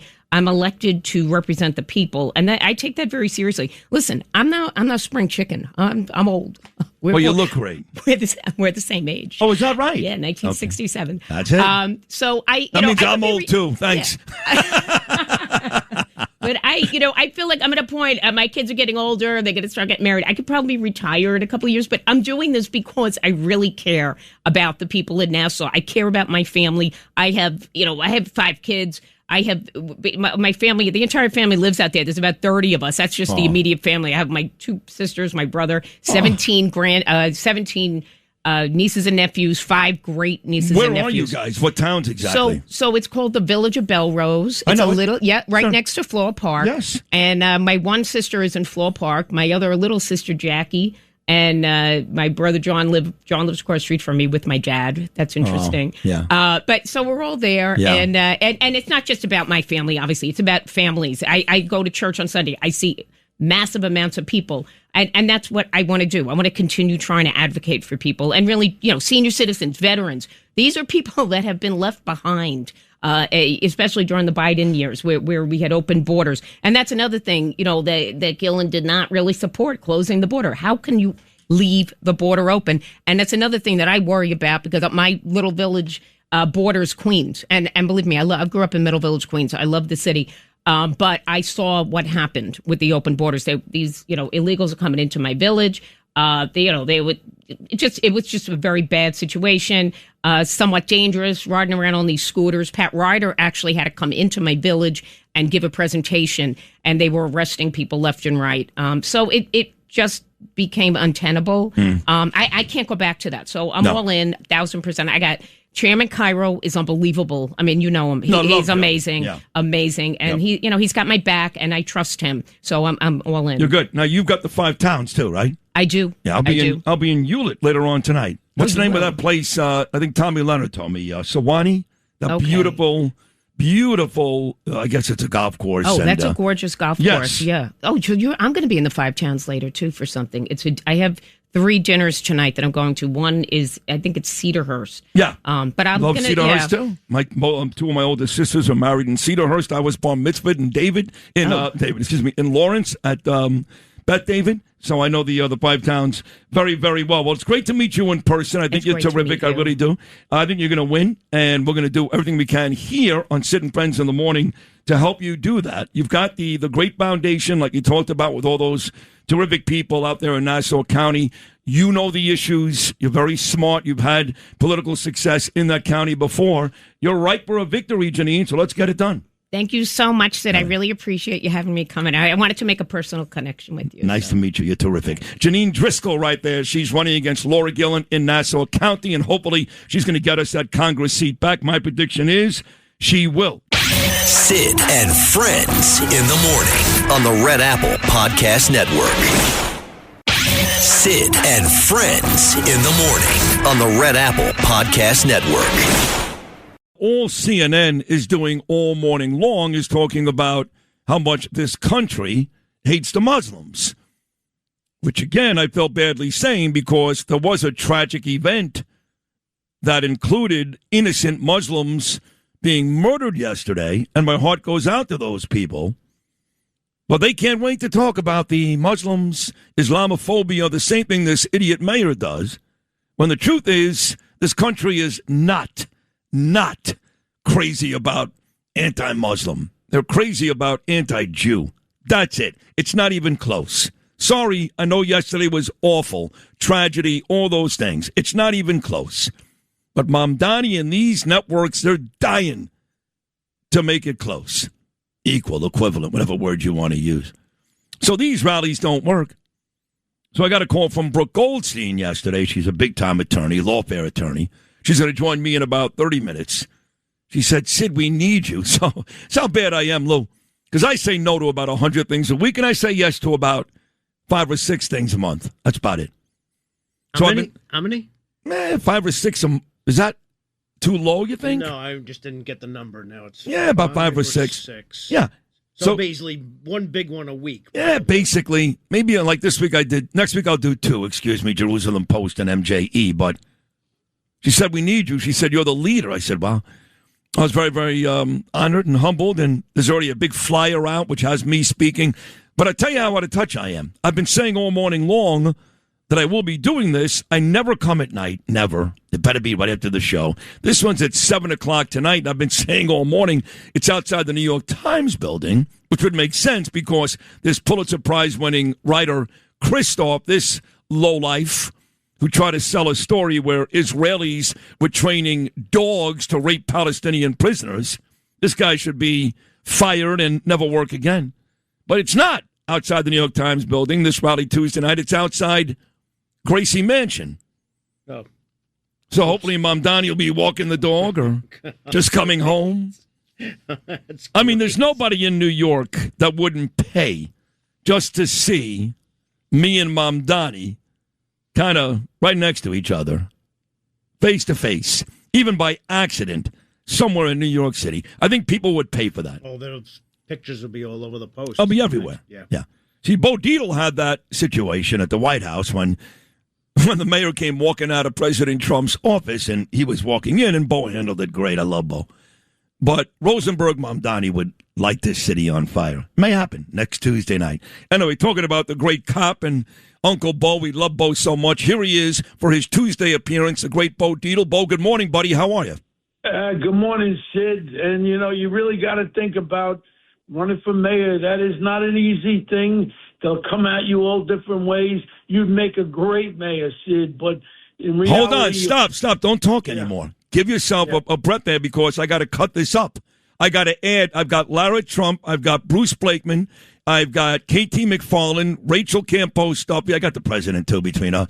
But now I got Bo Dietl. I got to use that audio because Bo ran for mayor. He did it. They screwed him. Bill de Blasio screwed him. The city screwed him. They smeared him on Easter Sunday in the New York Daily News. But Bo, you ran for the same reason.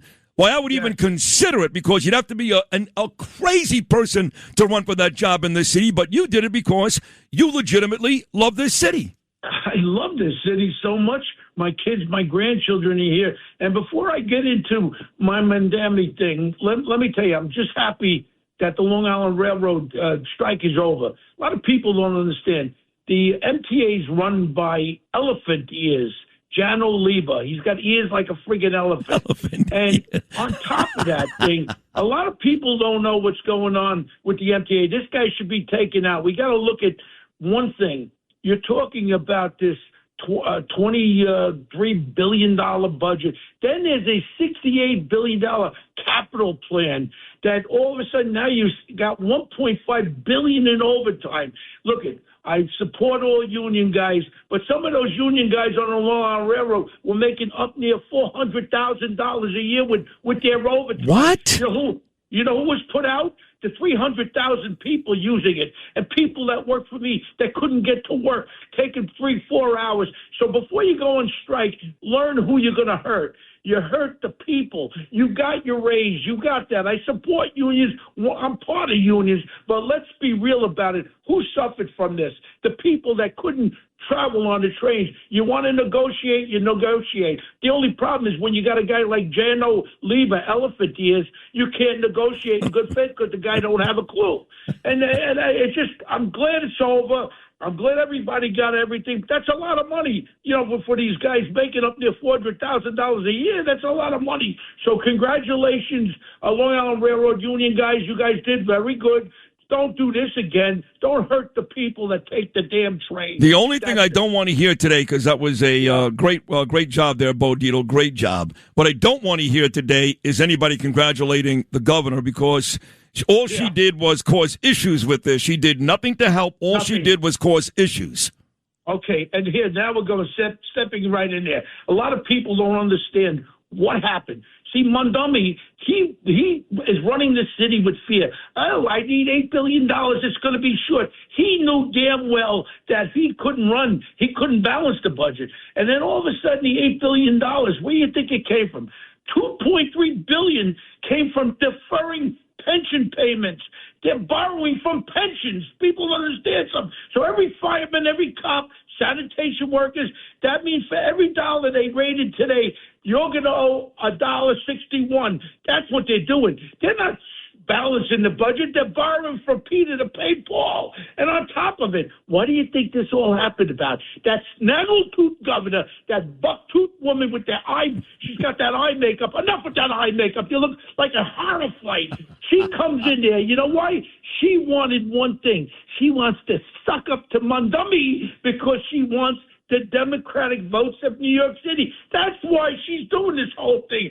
You know, and even Ken Griffin, you know, all of a sudden, Mondummy thinks he's going to meet with my friend Jamie Dimon, who I know personally. Jamie Dimon should ream him another butthole because right now. Well, hold on. I'll tell you something. Let me tell you one thing about Jamie Dimon because before you talk about people leaving, I will tell you that right after Mamdani won, I was very upset with Bill Ackman. I've come around on Bill now because I think his heart's in the right place. But he reached out the olive branch right away. But nobody reached out the olive branch quicker to Mamdani after he won than the aforementioned Jamie Dimon. I'll say something else about Jamie Dimon because I have these conversations with Larry Kudlow, and the president will tell you the same thing. He's not a friend. This guy is out there every day predicting the end of the world economically. We're going to have a recession. This is bad. That is bad. So you may like Jamie Dimon, and always a big deal in this city is a Mr. Money guy. But the truth is, he is not a friend of ours. He's not. Well, all I know is one thing.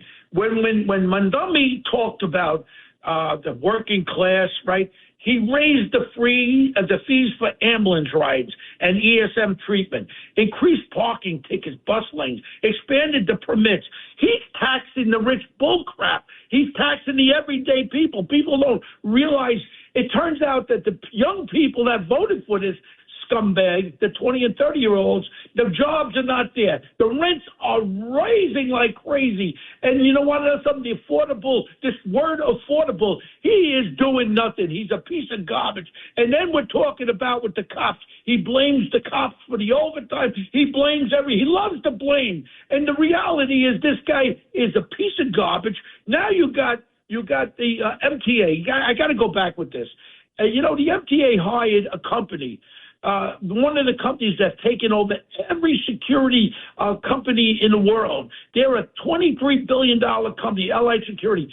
They put people on the job as long as they breathe, as long as they have a pulse, they put them as security guards. They underbid everybody. They were getting $30 million a year for security guards on the MTA. And all of a sudden they caught one of the guys selling subway things, having people come in there and taking money out of there. My problem is right now we have a security company that's the largest in our country. All they do is put bodies. And when I have to bid for jobs that I lose, they lose money to get it. And it sucks because I'm out there trying to put the better people. I tell people, you want good security, you got to pay people a decent wage. You can't give a minimum wage and expect for a decent wage. Oh, Bo, I want the cheapest security, but the best people with the cheapest. That's an oxymoron, you idiots. So that just bothers me. Okay, but this is important now. This is very important. Mrs. Ugly raises her head again. Randy Ugly Face Weingarten. She used $1.4 million of union funds to write her friggin' book about her liberal ideas. This ugly-faced woman, I don't know who's more uglier.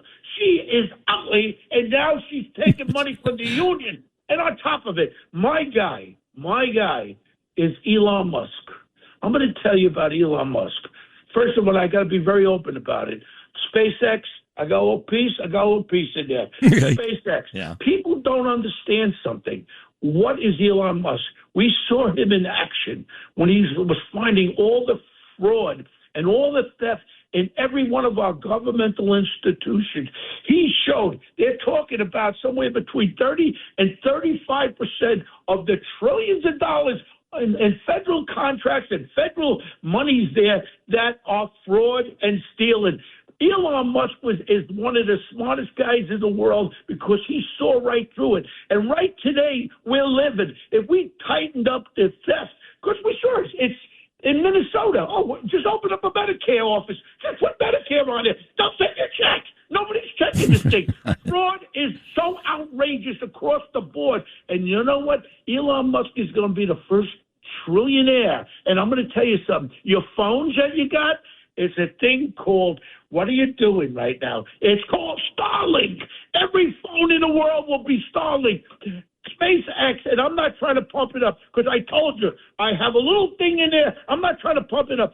This is going to be where the world will be going. Now, the other side, AI. They're the leaders in AI. So it's a natural. You got Starlink, you got AI, and this man has the one that discovered it all. He's the greatest mind.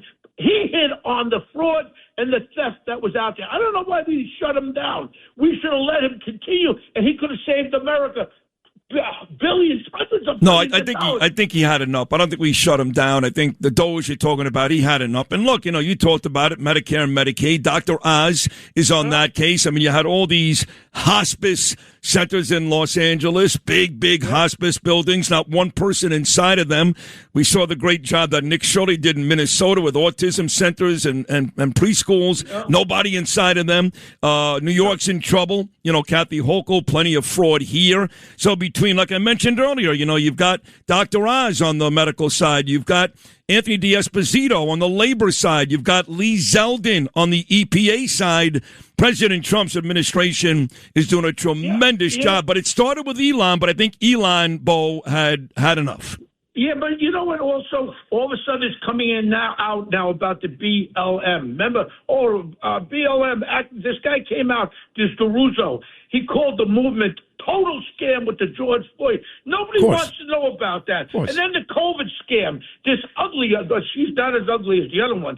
How about the congresswoman over there with, what's her name? Eton Omar. Elon Omar, right. Yeah, $250 million COVID scare. It's all around there. These people should be getting locked up and put in jail. One more thing, very important. Bruce Blakeman, my friend on Long Island, that hope will be the next governor.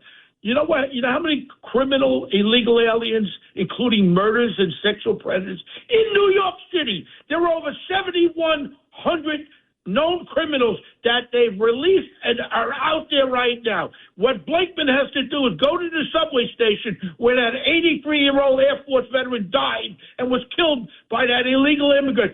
Start going around and say, why are we not turning these people over to ICE?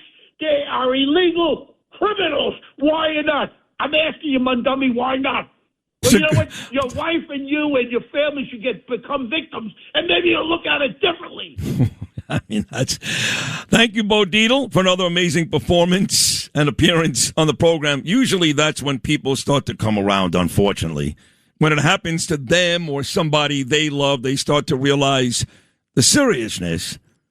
Not that a lot of us, I'm a good-hearted guy, so if I see something happen to somebody else, you bet it affects me, but we're human. And when it happens to us, I remember Geraldo Rivera, he loved Barack Obama, right? He loved him. And then ISIS went nuts one day in Paris, and they were shooting people, killing people outside a cafe, killed a bunch of people inside the soccer stadium, set off a whole bunch of bombs, and then killed a couple of hundred people, I believe, inside that amphitheater. And then all of a sudden, Geraldo Rivera wasn't all that high on Barack Obama. Why? Because his daughter was there, and thank God she ended up okay, because I love Geraldo. But that's what happens. When it hits close to home, sometimes we come to our senses. The sad part is that has to happen for that result.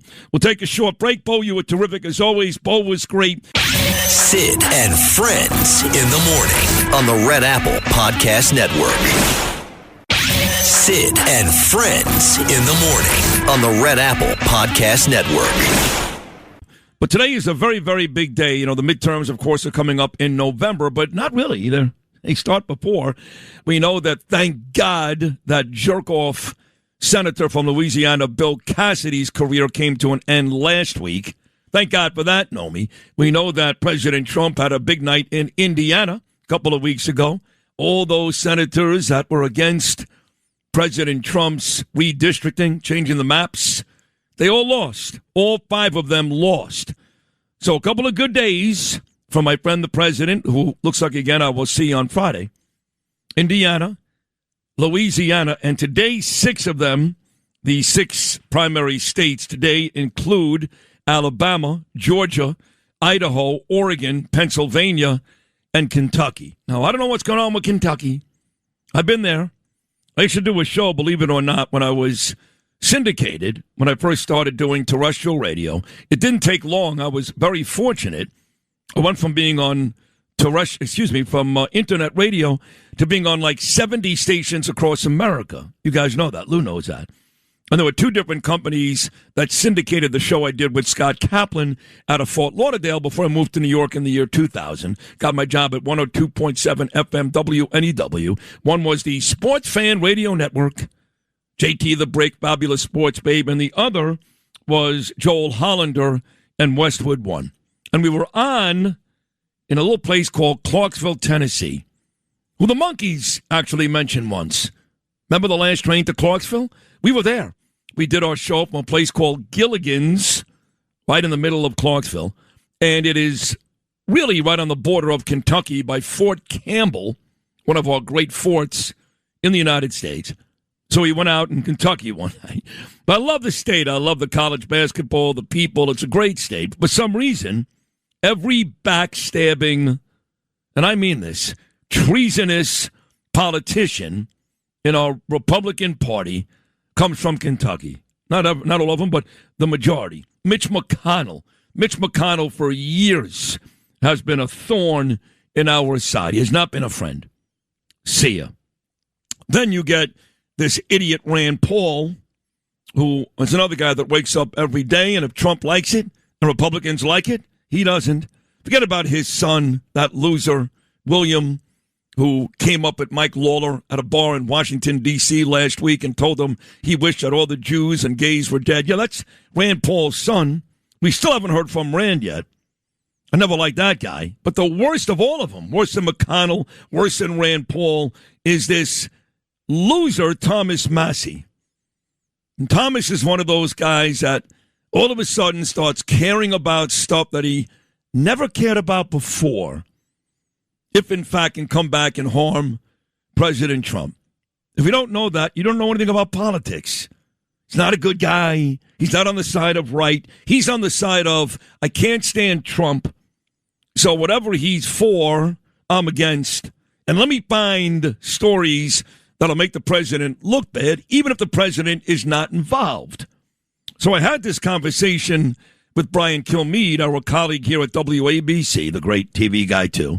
Fox and Friends every morning, One Nation, 10 p.m. Sunday nights. And again, he follows me on this station every weekday. And I said, I got to tell you, I find myself, I'm a big Knick fan, huge Knick fan, very excited about the Knicks and Cavaliers in the Eastern Conference Finals tonight. Again, as I mentioned earlier, our Knicks have not been to the NBA Finals in 27 years since Patrick Ewing and the guys lost to San Antonio. So this is a series we can win. I'm very excited. But I said to Brian this morning, and I meant it, I said, I am rooting with the same, I guess, vigor for the guy in Kentucky, and his name is Ed Galrain, to beat Thomas Massie like I am rooting for the Knicks to beat the Cavaliers tonight. That's a big statement. No? It's kind of the same thing because they're unknowns. You don't know whether the Knicks are going to win, and you don't know if Thomas Massie's going to win. It's also kind of the same thing when people say to me, it seems so seamless, the transition you've made from sports to politics, because it is the same thing. Because I root for the Knicks like I root for President Trump, right? And I hate certain New York teams and Philadelphia Eagles. I hate them like I hate the Democrats. So same zeal rooting for the Knicks tonight as I am for this guy, Galrain, to beat Thomas Massie. So I had this conversation early this morning with Brian Kilmeade about Massie. And here's what Kilmeade had to say, Lewis. This is Brian Kilmeade, cut number one. I find him insincere. You know, there's these people that go into Congress, and the way I think you should do it, Sid, is this. You go in there, you're a conservative, you're a liberal, right? And then you have a president that's in your party. You go in there and you say, this is what I believe, and this is how to work it out, and then you go into a committee and you try to do the best you can, and you try to get your points across. But in the end, you got to get something done. Right? Sometimes you got to kill something, and that's getting something done. But other times you got to work with them. I look at Chip Roy. Chip Roy goes every day. He's fighting for a strong border. And he does all these things. But then he says, okay, what's possible? I'm in the minority. What's possible? I'm in the majority, but I only got a 3-seat advantage. And then in the end, he goes, okay, this is the best I can do. Let's get it done. Tom Massie, just the opposite. Rand Paul, just the opposite. They sit there and they belong in a think tank where they come out and they debate things and they write a position paper. but they don't look to get anything done. But what's worse about Tom Massey, Sid, is Tom Massey became a guy with an agenda, which was stop Trump, is to do everything he could to get in Trump's way. So instead of saying, well, I'm a libertarian, I'm different from a conservative, you got to understand, now all of a sudden I am really into the Epstein files. I got to get to the bottom of it. And I'm going to combine with another liberal out in California who believes nothing that I believe because he also doesn't like Trump. And they go ahead and have this victims, and they get the victims together and they say, we're going to fight for you. Tom Massey couldn't care less about the Epstein files while Joe Biden was in office, or Trump won his first office. Like that's when Epstein was front and center too. Nobody cared. But when it looks like Trump's name was going to be a problem and now it isn't, that's why he goes to bat every day. So that's why this guy just became an enemy. And you vote against a big, beautiful bill as a conservative, you are an idiot. You are just an idiot, giving taxpayer dollars and tax breaks back to working families and everything that was involved with that. So it's just because he's out there trying to destroy Trump. And that's why Trump's putting a lot of resources to get rid of him. But look at the guy they're replacing him with. If he could win, this is another Navy SEAL you put in there, fighting for a conservative state like Kentucky. The president wins it by 20 points. If you're Tom Massey and you're representing the people of Kentucky, why is it in your interest to be anti-Trump? Because your state isn't. Bottom line, Brian Kilmeade, 100% right. Massey's a bad guy. Paul's a bad. There's a lot of bad Republicans out there. And again, Bill Cassidy lost last week, and the numbers seem to be boding well for Trump. His guy, Galrain, was down quite a bit, but since Trump has jumped all over Massey the last couple of weeks, according to Noam, earlier this morning, Galrain is in position to win, yes? Yeah, the latest poll showed him surging and Massey falling off. And good. Massey had a lead in the polls like 1%, but like a month ago it was like 10%. So that tells you it's going in his direction. He's been there for 14 years, and Republicans and Americans, quite frankly, are sick and tired of people masquerading as Republicans who wake up every day hating on President Trump. No thanks. See ya. Go become a Democrat. That's what Massey is. He's a Democrat. I mean, go. Gesint to hate, they say in Yiddish. It's kind of like the Cleveland Cavaliers are the Democrats. You got like James Harden and Donovan Mitchell that are in the way of our Knicks team. So we want to get rid of them. I want to shave off James Harden's beard. Why do you hate James Harden? I got nothing against him, actually. I kind of like James Harden, but he's in the way of the Knicks. He is in the way. Him and Donovan Mitchell and all those guys. Evan Mobley, right? I mean, all these guys want it just as bad as the Knicks do, but we want the Knicks to win. But the Knicks are going to win. Let's hope so. I think the Knicks are the better team. I really do. We'll see with Massey. Somebody just texted me, somebody I trust, smart person, said that he does very, very well with the younger people in Kentucky. So, young and stupid. What can I tell you? Good luck. I hope Galrain kills him. He's not going to kill him, but at the very least, Massey needs to lose. Again, you stab Trump in the back, you are committing treason. That's how I feel. Get out. We don't need you. We don't want you. But we'll see. We'll see what happens later on today. Again, there's a lot of other races. I know President Trump is endorsing Burt Jones for the governor in Georgia. 6 states in play again, which include Alabama, Georgia, Idaho, Oregon, Pennsylvania, and as we've been talking about, Kentucky.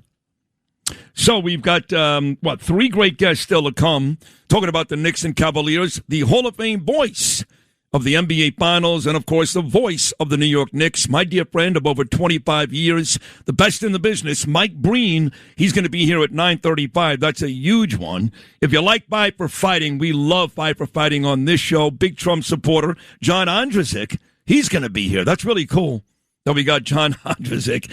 I love all their songs, all of them. World, 100 Years, The Riddle, Superman, they're all great songs. So John Ondrasik makes his debut. He's excited to be here. And we'll talk to lawfare attorney Brooke Goldstein about the big rally she's putting together. I'll be there. I'm going to speak, actually, outside Gracie Mansion next Tuesday night. All 3 of those great guests still to come on the Tuesday edition of Sid and Friends in the Morning.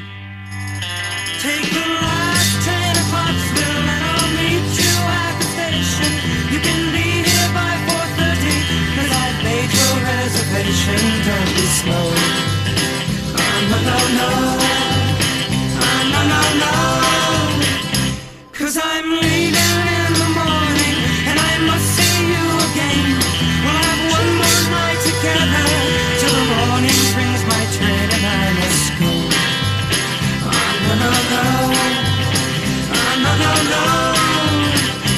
And I don't know if I'm ever coming home.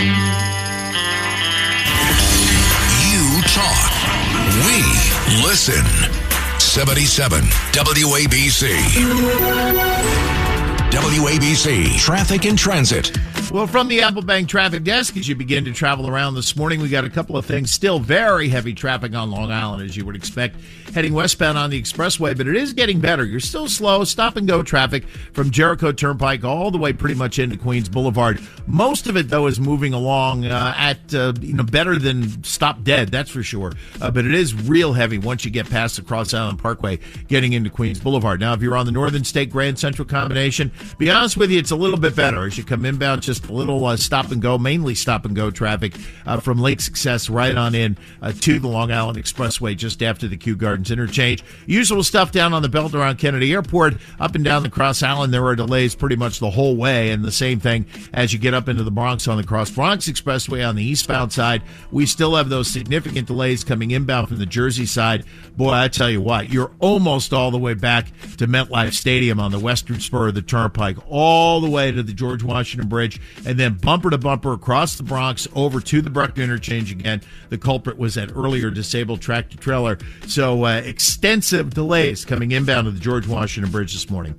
Traffic sponsored by Apple Bank, now the highest annual percentage yield this year on any 6 to 12 month CD. Visit your local Apple Bank to open today. Member FDIC. $25,000 minimum deposit required to open. New money only. Early withdrawal penalty may apply. I'm Joe Nolan with traffic on Talk Radio 77 WABC. Take me out. Download the 77 WABC app. Take the power of 77 WABC with you wherever you go. Take me out. Connect to your passion in all 50 states and 173 countries. The latest news, minicasts, your favorite shows, and the 77 WABC store. Plus, music radio on the weekends. Download the 77 WABC app. Take me out with you. This is Sid and Friends in the Morning. Entertaining and informative. Oh, you're my best friend. 77 WABC. Here's the guy I want to see, and I don't know if his wife would let him, and I've told him this already, and KT McFarland was on his show the other day, and she said this too, if you know KT, right? Yeah. Used to work for Trump and all of that, right? Sid Rosenberg, the mayor of New York City. Why not? My buddy Sid for freaking mayor. Now, I know I've talked to Sid about that. His wife is not crazy about him being the mayor, but there you go. Hey, next time you talk to Sid, make sure you tell him you brought it up on our podcast. I will. Let me tell you something about Sid. I have to say, Joe, every once in a while I get a little tired of him because he talks about himself all the time, but that's the way anybody does. We all do it, so I don't hold it against him. He would make head and shoulders over what we have today. It would be a complete turnaround, and it would be so refreshing to get an ordinary guy in there and to try to do the job. They couldn't go with Curtis Sliwa. He ran a bad campaign. I backed Curtis all the way. But Sid's I'm going to tell you something. The fact that you mentioned Sid. Sid's a polarizing figure to a certain extent. You're going to get people say, what a bunch of come on. But for the most part, he loves Israel. He's going to do the right thing for New York. He sees the crime getting out of control. He's going to do his due diligence. He would do a great job as mayor. I really believe that. Look, I think, Sid, here's what you ought to do. Watch what happens in Los Angeles. And if Spencer Pratt wins the mayor's race in Los Angeles, I want to see Sid Rosenberg hire the same social media guys and the same social media team that Spencer Pratt is using, and then go work for Sid Rosenberg, and then you run for mayor. That's very nice. The legendary voice at WFAN is on every Saturday, still now a contributor to this program once a week, Joe Beningo. Usually talks about the Knicks and the Mets and the Jets, but there's a lot of political talk on this show, at least, on this station. Wants me to run for mayor, and Ralph Romeo, he does the podcast with him. He liked the idea, and of course, KT McFarland is a legend, worked for President Trump, and for President, she liked the idea, so the list continues to grow, right? Lara Trump, Bruce Blakeman, Bo Dietl, the president, of course. But we will tackle that at a later date. Now you're actually telling the guests to pause in the correct spots now. That's well, I don't tell them to bring it up, but when they do bring it up, then I want to make sure the actual cut is perfect, which is pathetic. I know that's pathetic, yes. There's worse words than pathetic. It's, I know. Well, sad covers it, too. I did tell Bo Dietl, slow down now, slow down now, okay, Bo. We want to make it dramatic. We want now do this, do it right now, and then end here. We're going to get to that point with all the guests. Okay, I'm going to count you down. 4, 3, 2, 1. Now. Right. I'm going to do that with President Trump when he comes on again. That should be great. Yeah. I'm ready, Sid. You just count it down. Ready? You're all ready. You know I'm good with the numbers, so let's do it. Yeah, you're wonderful. Let's go. Thank you, Mr. President. Right. Don't change. Thank you. You got it. We got a big event coming up on Tuesday night. I told you about the phone call earlier in the program from Brooke Goldstein, who happens to be a big-time attorney, lawfare. And she's putting together something outside of Gracie Mansion on Tuesday. And like I told you guys earlier, I do less and less of these things. But she convinced me. She did convince me to show up on Tuesday night. Here's more of what you can expect. Brooke Goldstein. Brooke, good morning. How are you? I'm great. Thank you so much for having me. No, it's great to have you. And look, you called me yesterday. I told you that I do less and less of these things. I'm tired of seeing my friends in the streets with bullhorns because the truth is it's not helping. In fact, the anti-Semitism numbers are going up. They're going up. So it's doing nothing. It gets them more hits on their Instagram page, and I have no patience for that.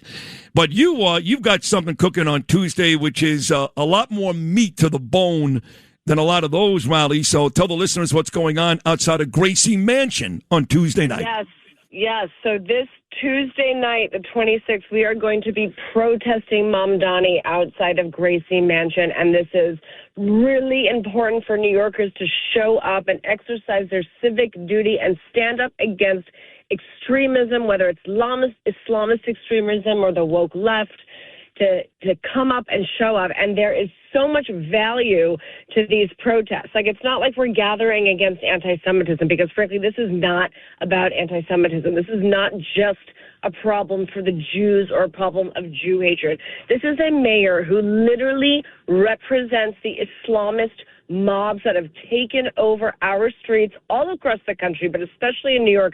These mobs are showing up outside synagogues. They're showing up in public places. And the goal is to intimidate Americans and to take over. It is a Sharia takeover. But the problem is we have a mayor right now who has literally refused to condemn the pro-terror demonstrations. And these are demonstrations. They don't just scream death to Israel. They're screaming death to America. They're burning the American flag. They're screaming globalize the Intifada. They hate the Hindus.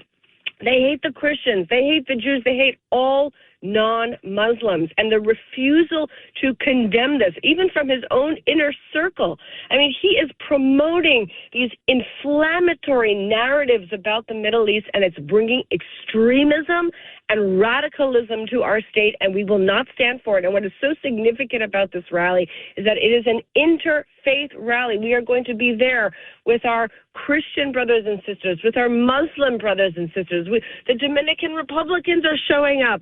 We have people showing up, all colors, all faiths, all backgrounds. And I hope every single person listening today is going to show up. And it's going to be sustained. It's not just a one-of and go home, because Mamdani needs to know, and the world needs to know, that we're just not going to sit here and watch our great state be taken over and our amazing city of New York be taken over by these radicals. That's what's going on. There's no other way to put this. And there is some other stuff going on with the Department of Justice. You know, Harmeet Dillon is on this show quite a bit, and she really can't stand Mamdani. She really can't. She's just looking for the little hole, like a running back in the NFL, Brooke, when you open up that hole just enough for him to burst through the line of scrimmage and get himself a 20, 50-yard run. That's what Harmeet is looking for with Mamdani. She really believes he's going to slip up one of these days, and they're going to have some really good case against him. So this rally you're doing on Tuesday, yes, it may be taking place in New York City, but the issues with Mamdani seem to go all the way to Washington, D.C. You know that. Yes, and our electeds need to see that they have public support. Mamdani needs to be removed from office. He is not fit to serve. And I have absolute confidence in the Assistant Attorney General that not only is she doing what she needs to do with Mamdani, but I know that they're looking into the organizers and they're looking into these rebel-rousers, pro-terror mobsters that have taken over our streets, who are committing assaults and who are trespassing and committing property destruction and harassing people on their way to synagogues and so forth. And they are enforcing the law, and it just could not come any sooner, because that is what we need, the rule of law. When we do not enforce the law and when we allow this type of madness to take over, it's going to be bad for all New Yorkers. And people are waking up and they can see that. They don't want New York to turn into London. They don't want New York to turn into Belgium. That's not what we're about in this country. We respect minority rights. We respect civil rights. What we don't respect is hatred and the violation of other people's civil rights. This is not acceptable. This is not normal, right? So we're seeing this slow boil, and we're all just getting used to it. Oh, this is the new normal. Every time Jews gather at a synagogue, we should expect to have these pro-terror mobs. Absolutely not. And so that's why we are showing up, and that's why every single person listening needs to show up outside of Gracie Mansion this Tuesday, May 26th at 7 p.m. and let your voice be heard. Enough is enough. No to Mamdani. Get Mamdani out of office now. Are you not shocked, Brooke Goldstein, when you see people in this city, in the media, a lot of them obviously with ridiculous publications like street blogs or, City and State, but folks on New York One, which is basically a communist channel coming out of New York City. But when you see these people trying to convince us that Mamdani's doing a good job, I do this for a living, 4 hours a day, and I break this stuff down like nobody else does, okay? Like nobody else does. And I can't find one thing, not one thing, childcare, I guess, that this guy's done well. He boasted about the budget last week, and the truth is he's taking $8 billion from Kathy Hochul. That's state money. We pay taxes on that. So he screwed us with the budget. He's anti-cop. He's anti-safety, right? Law and order. I mean, people in the streets are at risk every single day.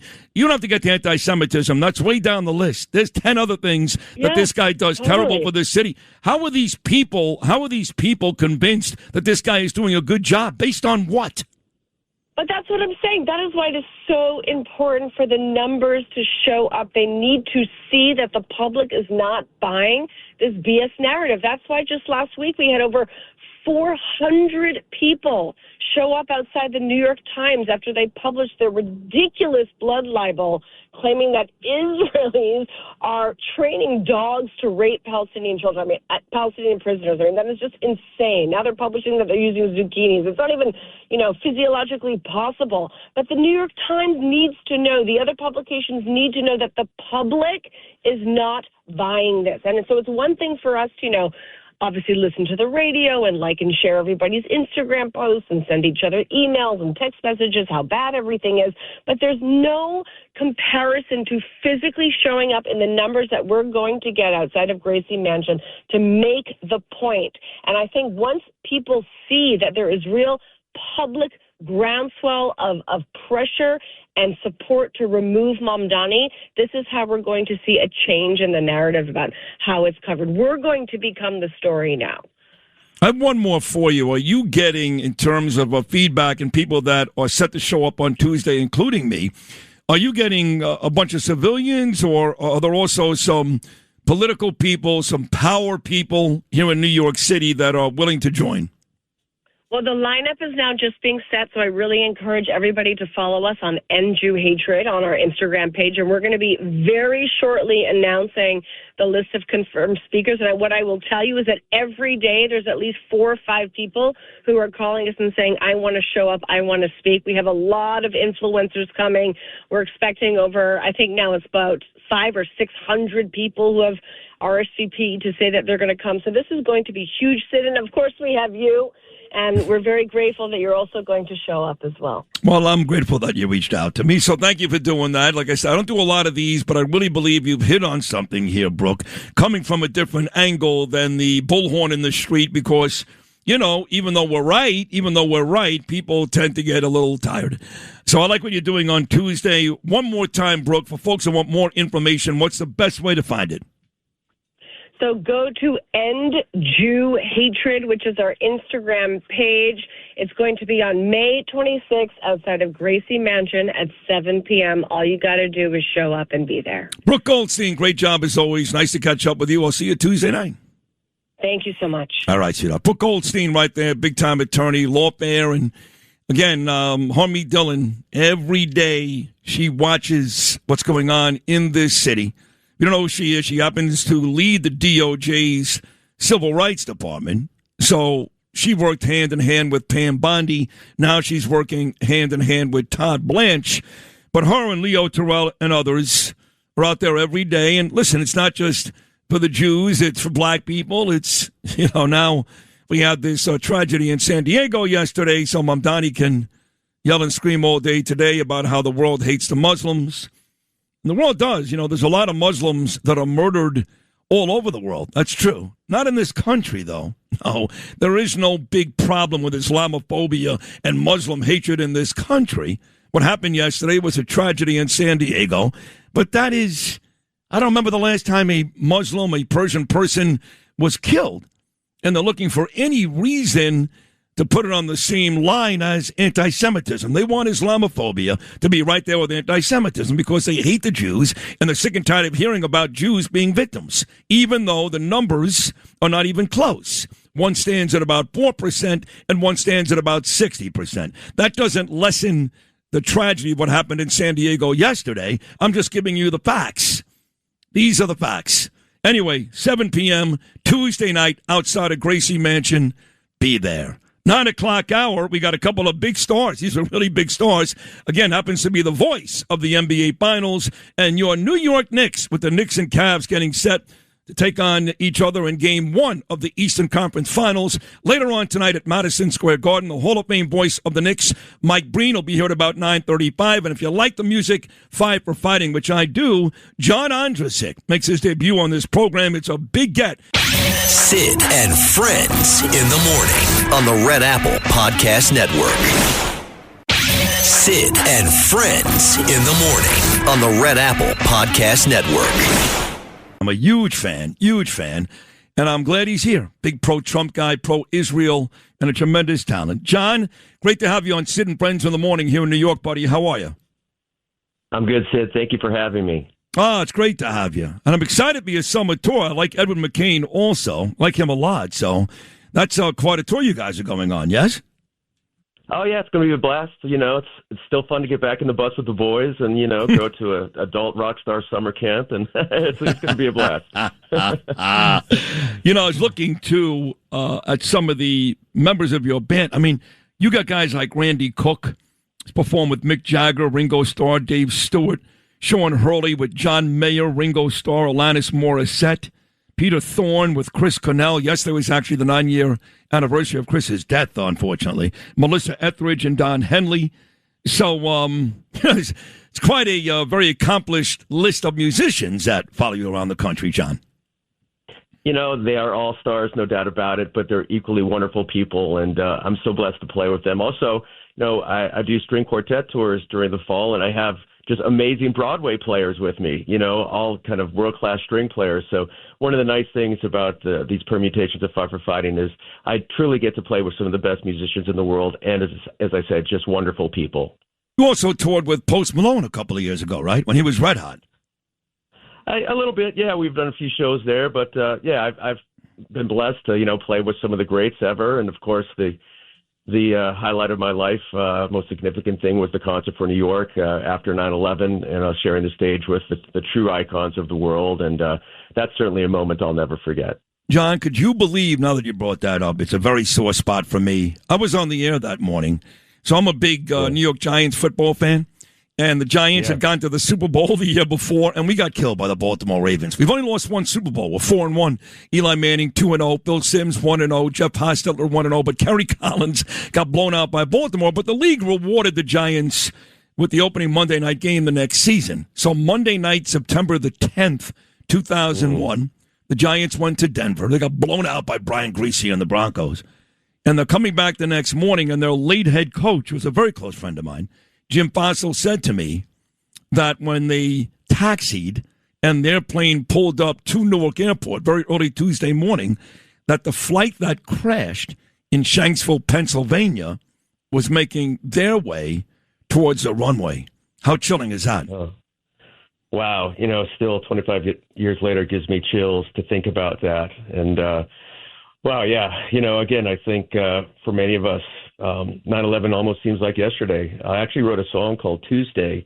9/11 occurred on a Tuesday, as you just mentioned, kind of talking about not forgetting the lessons of 9/11 years ago. Unfortunately, I think in many ways we have. But thinking back to those heroes, and I might be doing something this July 4th for America 250 to recognize some of those firefighters who ran into those buildings, which we should think about every day. Oh my God, absolutely. Would you be doing something because there's two venues that day. There's something here in New York by the Hudson, and then Trump's putting on something big in D.C. He may end up at both. I don't know, but which spot do you see yourself in, New York or D.C.?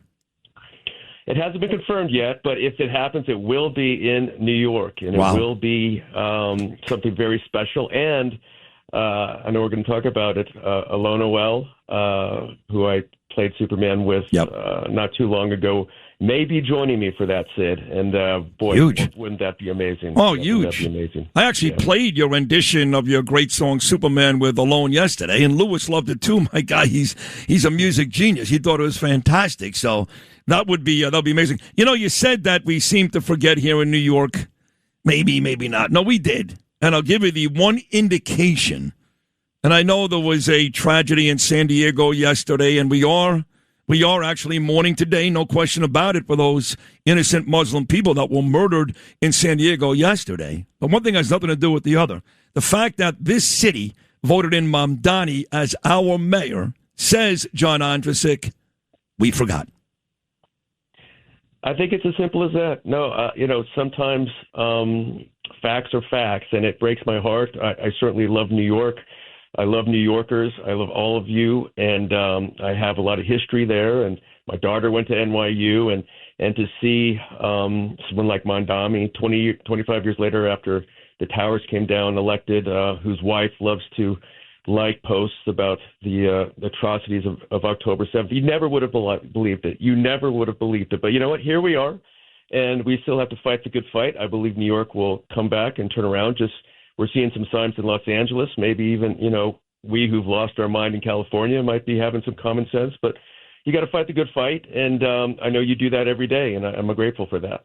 Thank you. I know you do, too, in your music realm, and like you said, I do it here. So you're an L.A. guy. I've been, ordinarily I wouldn't care. I wouldn't care about what's going on in another city, another state, but obviously California, huge, just like New York, and you got a DSA candidate running for mayor, very similar to Mamdani. I think she's probably in third right now behind the incumbent Karen Bass. And the guy that I love, Spencer Pratt. You got that big governor race. I'm all about Steve Hilton. You guys got to win those elections. Look, we got to make sure that Bruce Blakeman beats Kathy Hochul, governor in this state, John, and hopefully somebody that can win in 2029 beats Mamdani. But right now, your state's opportunity is right now. They got to vote in Spencer Pratt and Steve Hilton or kiss California goodbye.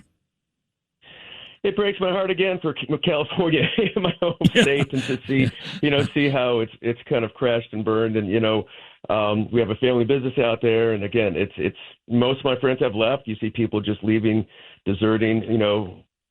Los Angeles, similar to New York in many respects. And yeah, Spencer's doing an amazing job.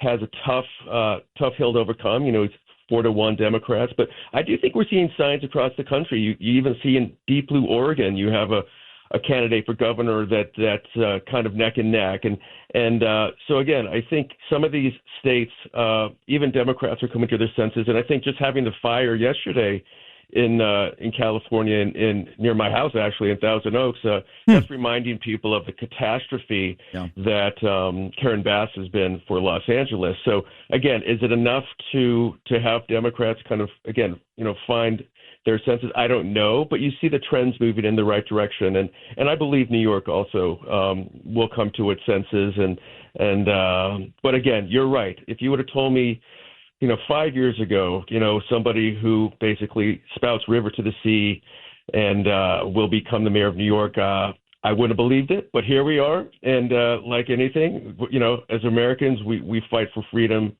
and humanity. And you're right. Our hearts break for the innocents who lost their lives yesterday in San Diego.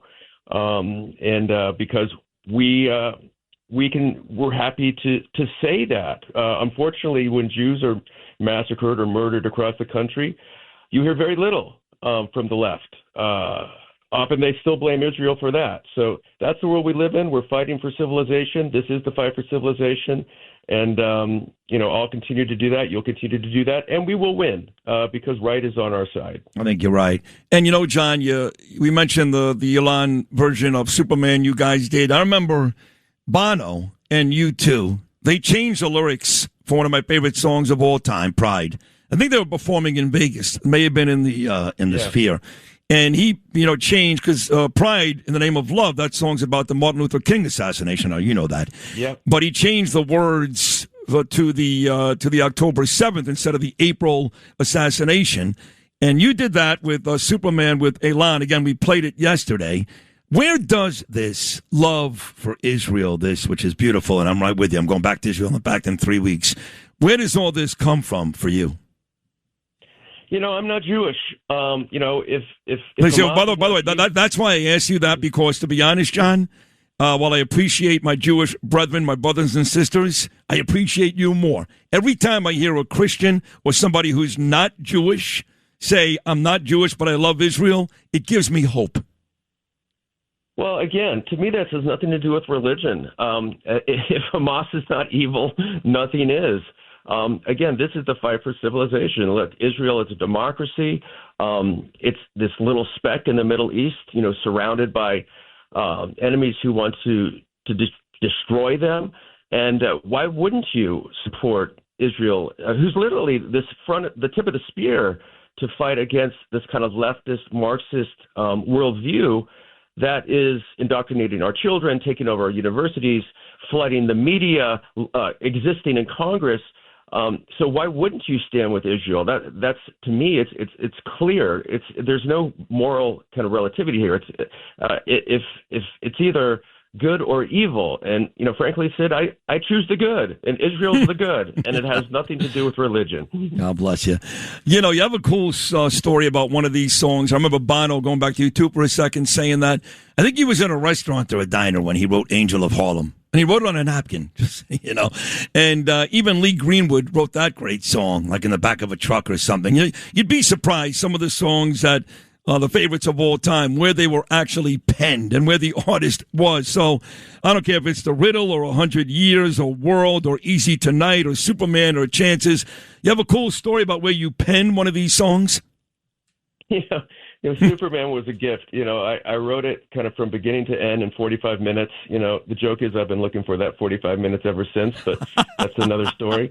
But yeah, I was sitting there just writing song after song, and I couldn't write Superman today. I've learned that, it's relatively been pretty easy to be me in my life and for most of us. But, as a kid, struggling against the music business, wanting to be heard, sitting down and writing that song. And when I wrote it, I'm like, well, I'm a rocker, I listen to Zeppelin, AC/DC, Queen, and this is this little ballad, this is not for me. I'll give it to James Taylor or something like that.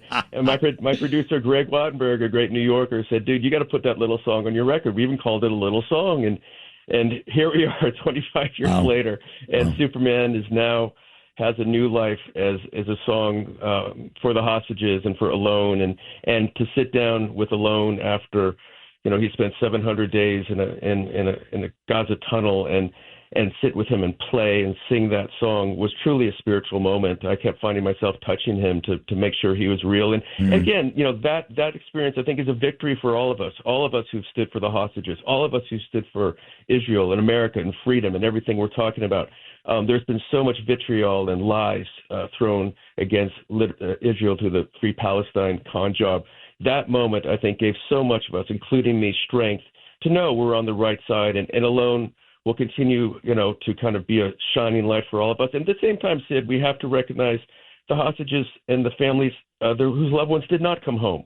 the Goldbergs, the Bebos family. So our hearts are certainly with them as well. Yeah. By the way, the Bebos family was abducted by Palestinians, not Hamas, as we continue to hear what great people they are. That nonsense. We're killing all the Palestinians. Well, maybe Hamas shouldn't set up in hospitals and nursery schools and all the places where Palestinians are going to die. They're killing them, not us. You know, you mentioned the song with Ilan. I got to say this, too. It's a great story, obviously, that he was a hostage, and what you did was beautiful, quite frankly, John Ondrasik. But above and beyond that, he's good. Like, he's really good in the song. He's better than me. Much better piano player than I'll ever be. The kid's a wizard, you know. And actually, when he was hostage, you know, he said, you know, he was alone most of the time, which he actually liked because he got more food.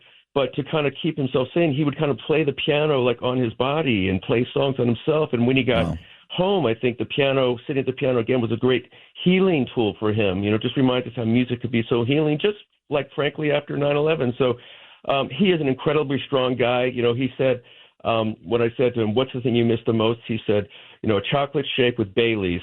And I ran down to the bartender and I said, if you don't have a chocolate shake with Baileys, I'm going to come back there and make one right now. And so we got him one. And to watch him drink that with his girlfriend again and his mom sitting there, you know, God, it's good, buddy. I got to tell you, you are something else, man. A brilliant musician. Your music is great, and I'm telling you, I've been playing it for years and years on this show. This isn't brand new because we just started talking. But the work that you do, the song with allowing Ilan to perform on Superman, on Twitter, you know, out there every day defending our country, defending President Trump, defending Israel, and you're not a Jew. John Ondrasik, I couldn't love you any more than I do right now, pal. You really are terrific. I enjoyed this immensely. I only ask that you keep coming back, and I'm sure I'll see you at some of these events coming up this summer. You're a great American, my friend. Thank you so much. Sid, you are the man. Keep leading the fight. And, hey, go Knicks. Go Knicks! Every part of this conversation was great. This guy, John Ondrasik, is amazing, right? Go Knicks in America, 9/11, the hostages. What a beautiful guy. And his music is really outstanding. Sid and Friends in the morning on the Red Apple Podcast Network. Sid and Friends in the morning on the Red Apple Podcast Network. For the first time in 27 years since Patrick Ewing and the boys came up short against San Antonio, they had a little run there. 99, Van Gundy, 94, the Rockets. Riley have not gotten back since. And this team looks, well, I shouldn't say that. They had Indiana. What am I talking about?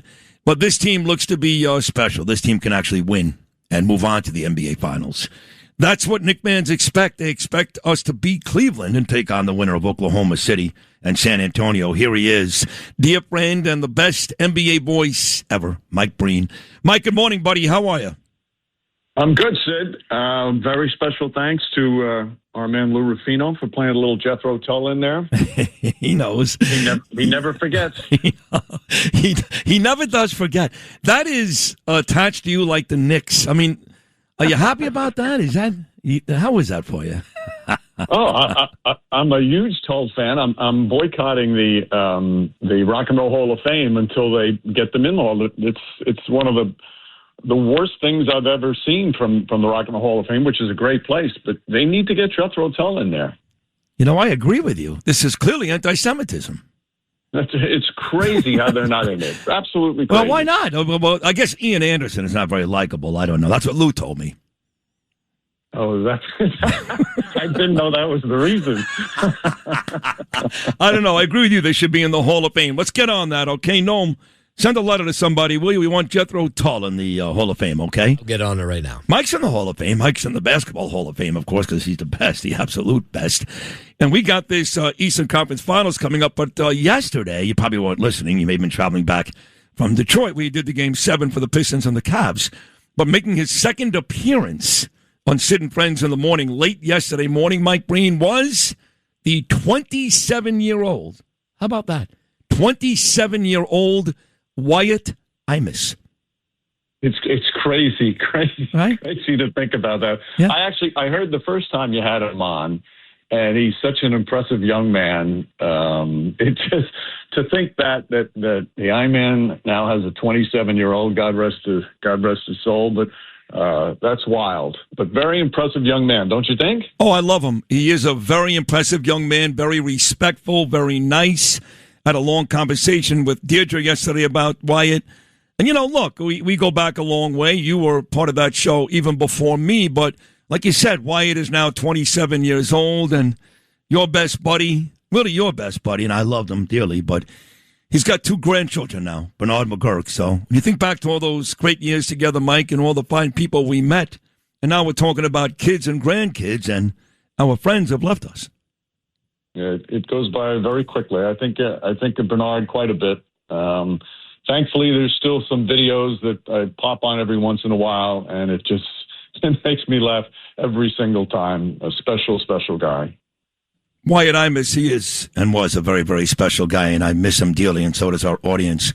Well, wouldn't you know it that Wyatt Imus is listening right now and just texted me.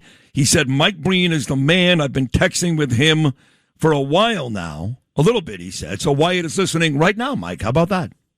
Yeah, no, I owe him a phone call. We've been texting back and forth, but I've got to. I want to catch up with him because I've been so impressed with his appearances. It was very nice of you to have him on. Oh, why not? I love the kid. He's great. And he's a big Knick fan. His father, we never really knew, Mike, did we, what team Imus was rooting for? I guess it depends on who won the night before, right? By the way, I've noticed your ability to do the show and text at the same time is very impressive. Yeah, no one else can do that. Nobody in the whole industry can do that except for Stan Van Gundy.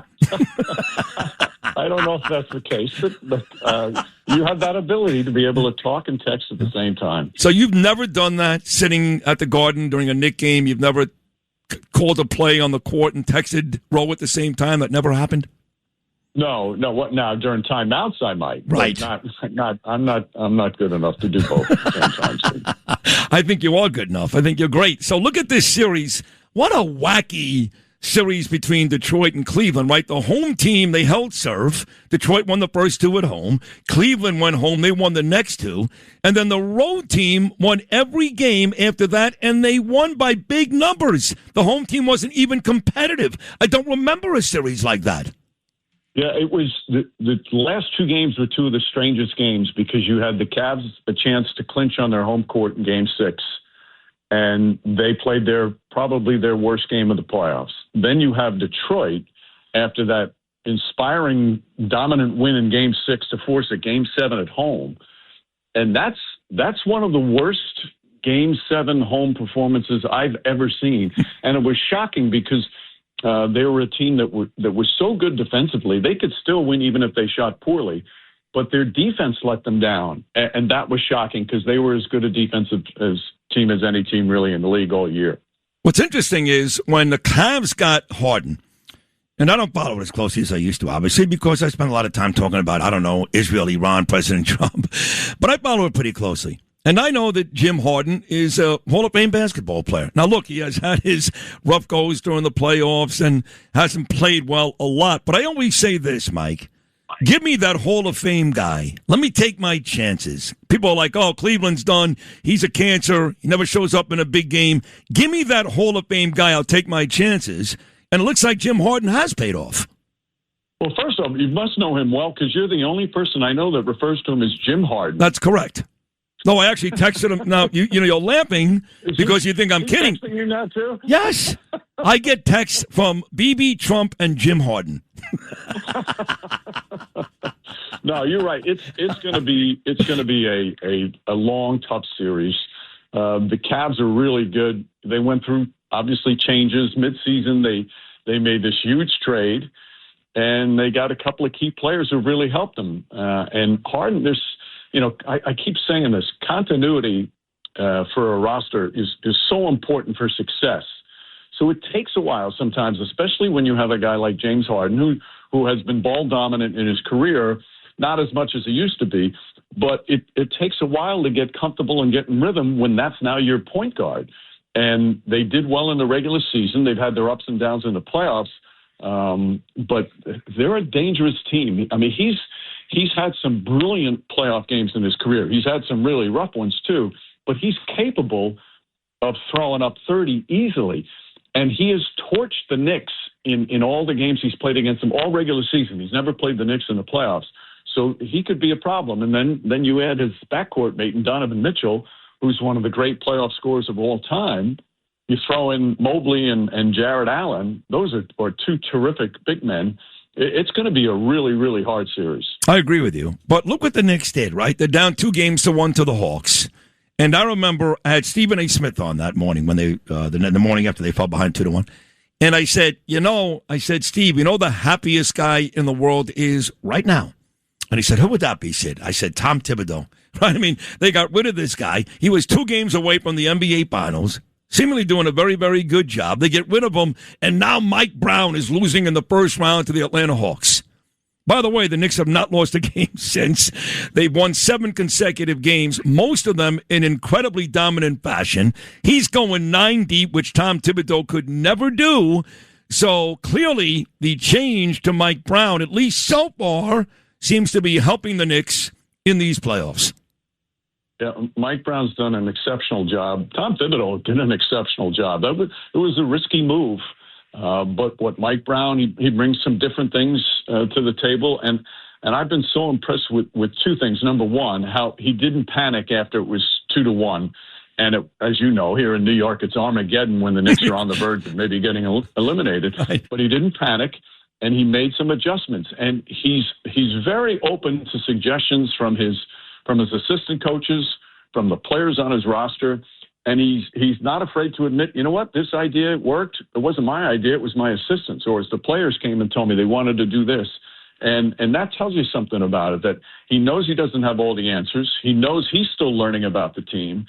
And he's done a great job managing it. And right now they're playing as well as anybody in the playoffs. This 7-game stretch, Sid, the point differential they've had in their first 10 games of the playoffs is the largest in NBA history. They're not just beating teams, they're dominating teams. And I know Philly had some problems, and Atlanta, you wouldn't call an elite team a really good team, but the Knicks have played some beautiful team basketball. Even Clyde has mentioned it reminds him a little bit of his team in terms of how they're sharing the ball and playing together defensively. Well, that's a big statement coming from Clyde, who won 2 championships. That's the last time we won, 69 and 73. And they did share the ball well. They had 8-9 guys who went out there and contributed, like this team is doing right now. But you got to look at the superstars still, right? You talked about Harden and Mitchell, and we've got 2 superstars. I don't want to discount what Josh Hart means to the team and some of these other guys, but Brunson and specifically Towns. This is a new Towns. And this does go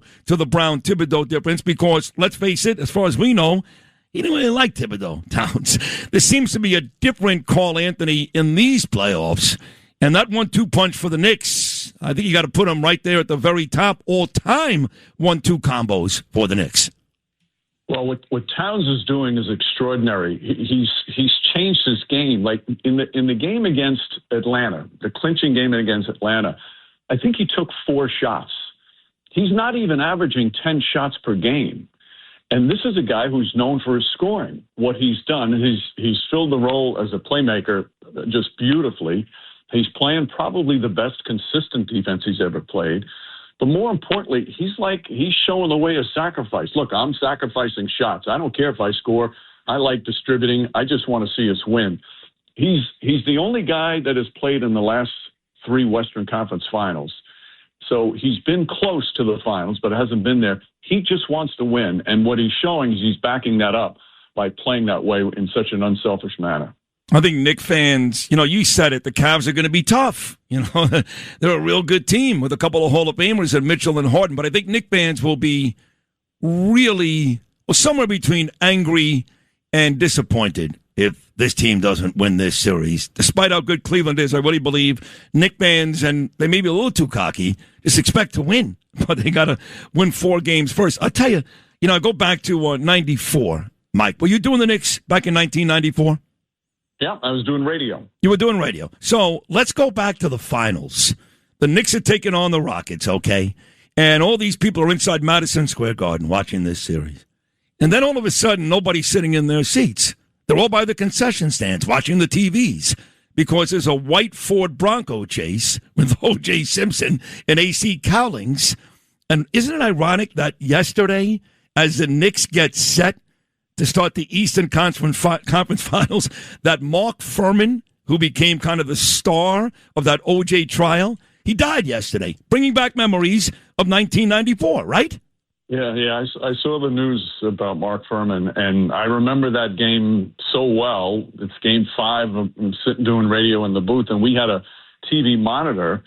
And I'm a young broadcaster. That was the biggest game I've ever broadcast, and I'm losing my focus because I'm watching the Bronco because NBC had a split screen. They had the Bronco and they had the game. And I remember saying to my statistician, Harry Robinson, hey, Harry, you got to turn the TV off. I can't concentrate. And he went to turn the TV off, and that old broadcast location was in the middle of the stands. It was about 10 rows up. And all the fans around us, who we knew from being around all year, they're screaming at me, no, you can't turn the TV off. They wouldn't let me turn the TV off. Yeah. So here it is. It's the biggest game I've ever broadcast in my career. And I couldn't concentrate because of the compelling thing that was on the television with the white Bronco. Hilarious. Final 30 seconds.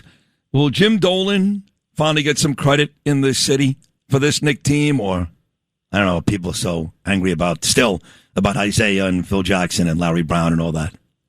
Well, what he did by bringing in Leon Rose, and that was it's kind of an out-of-the-box thinking, because Leon Rose had never worked in a front office, but had been a player agent and a really successful one.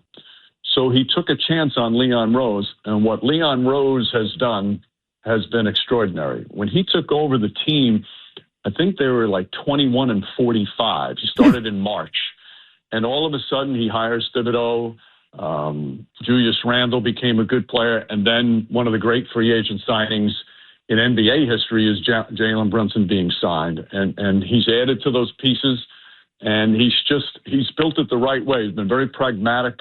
Didn't want to hit home runs. He just took his time, slowly built. And now this is a team that has a shot to win a championship. And this comes after many, many dark years where they were really bad. So Jim Dolan's hiring of Leon Rose was the first major step in what's turned the whole team around. Exactly. We're giving Jim Dolan credit here. Mike Breen just did. Mike, not only are you the best basketball announcer ever, but you're just the sweetest guy. You've been great to me all these years. From the day I first met you, which you may have forgotten, but Mark Chernoff said, go, you'll meet Imus or at Rockefeller Center. He's doing his radio-thon. And I sat in the bullpen with you and Mike Francesa. And I said to you, Mike, I'm about to meet Imus for the first time. What is your advice? And you said, it was one word, run. You're beautiful. I can't love you more than I do. You're a great, great friend. I know you don't do this at all, radio, so thank you so much for doing this for me, Mike Breen. Thank you. Enjoy the games. You're great. So proud of you, Sid. Thanks, bud. Thank you. That means a lot coming from you. The great Mike Breen, I love him so much. We talk quite a bit. He'll send me texts every now and then, and I like this, stop doing that, and I love all of it. Mike Breen, the Knicks and Cavaliers, Game 1 later on tonight. Nobody better. He's amazing. And that's him. Like, there's nothing phony about Mike. It's not made up. It's authentic. He's just a really good person. Yes. Yeah, just fun to be around. Yes. And smart, and he's great. Funny. Doing the basket. And God, hilarious. He is funny. Oh, my God. Doing sports on Imus, Bill from White Plains, all that great stuff. Mike Breen, we love you. And Wyatt sends his regards. I think we're done for today. That's it, Lewis. Thanks for listening to Sid and Friends in the Morning. You can hear Sid and Friends in the Morning weekday mornings at 6. If you like the podcast, share it with your friends and listen anytime at WABCRadio.com and download the WABC Radio app. Hit that subscribe button on all major podcast platforms. Plus, follow WABC on social on Instagram, TikTok, Facebook, and X. See you next time for a new episode so you never have to wonder. What the heck is going on here? Get ready, Staten Island. It's time to celebrate 5 years of Ferry Hawks baseball. Tuesday, May 19th at 10:30 a.m., it's morning baseball. Wednesday, May 20th at 6:30 p.m., have a pawsome time at Bark in the Park. Thursday, May 21st at 6:30, it's Pride Night with $5 Bud or Bud Light draft beer. Individual game tickets start at just $12. Visit ferryhawks.com now to lock in your seats.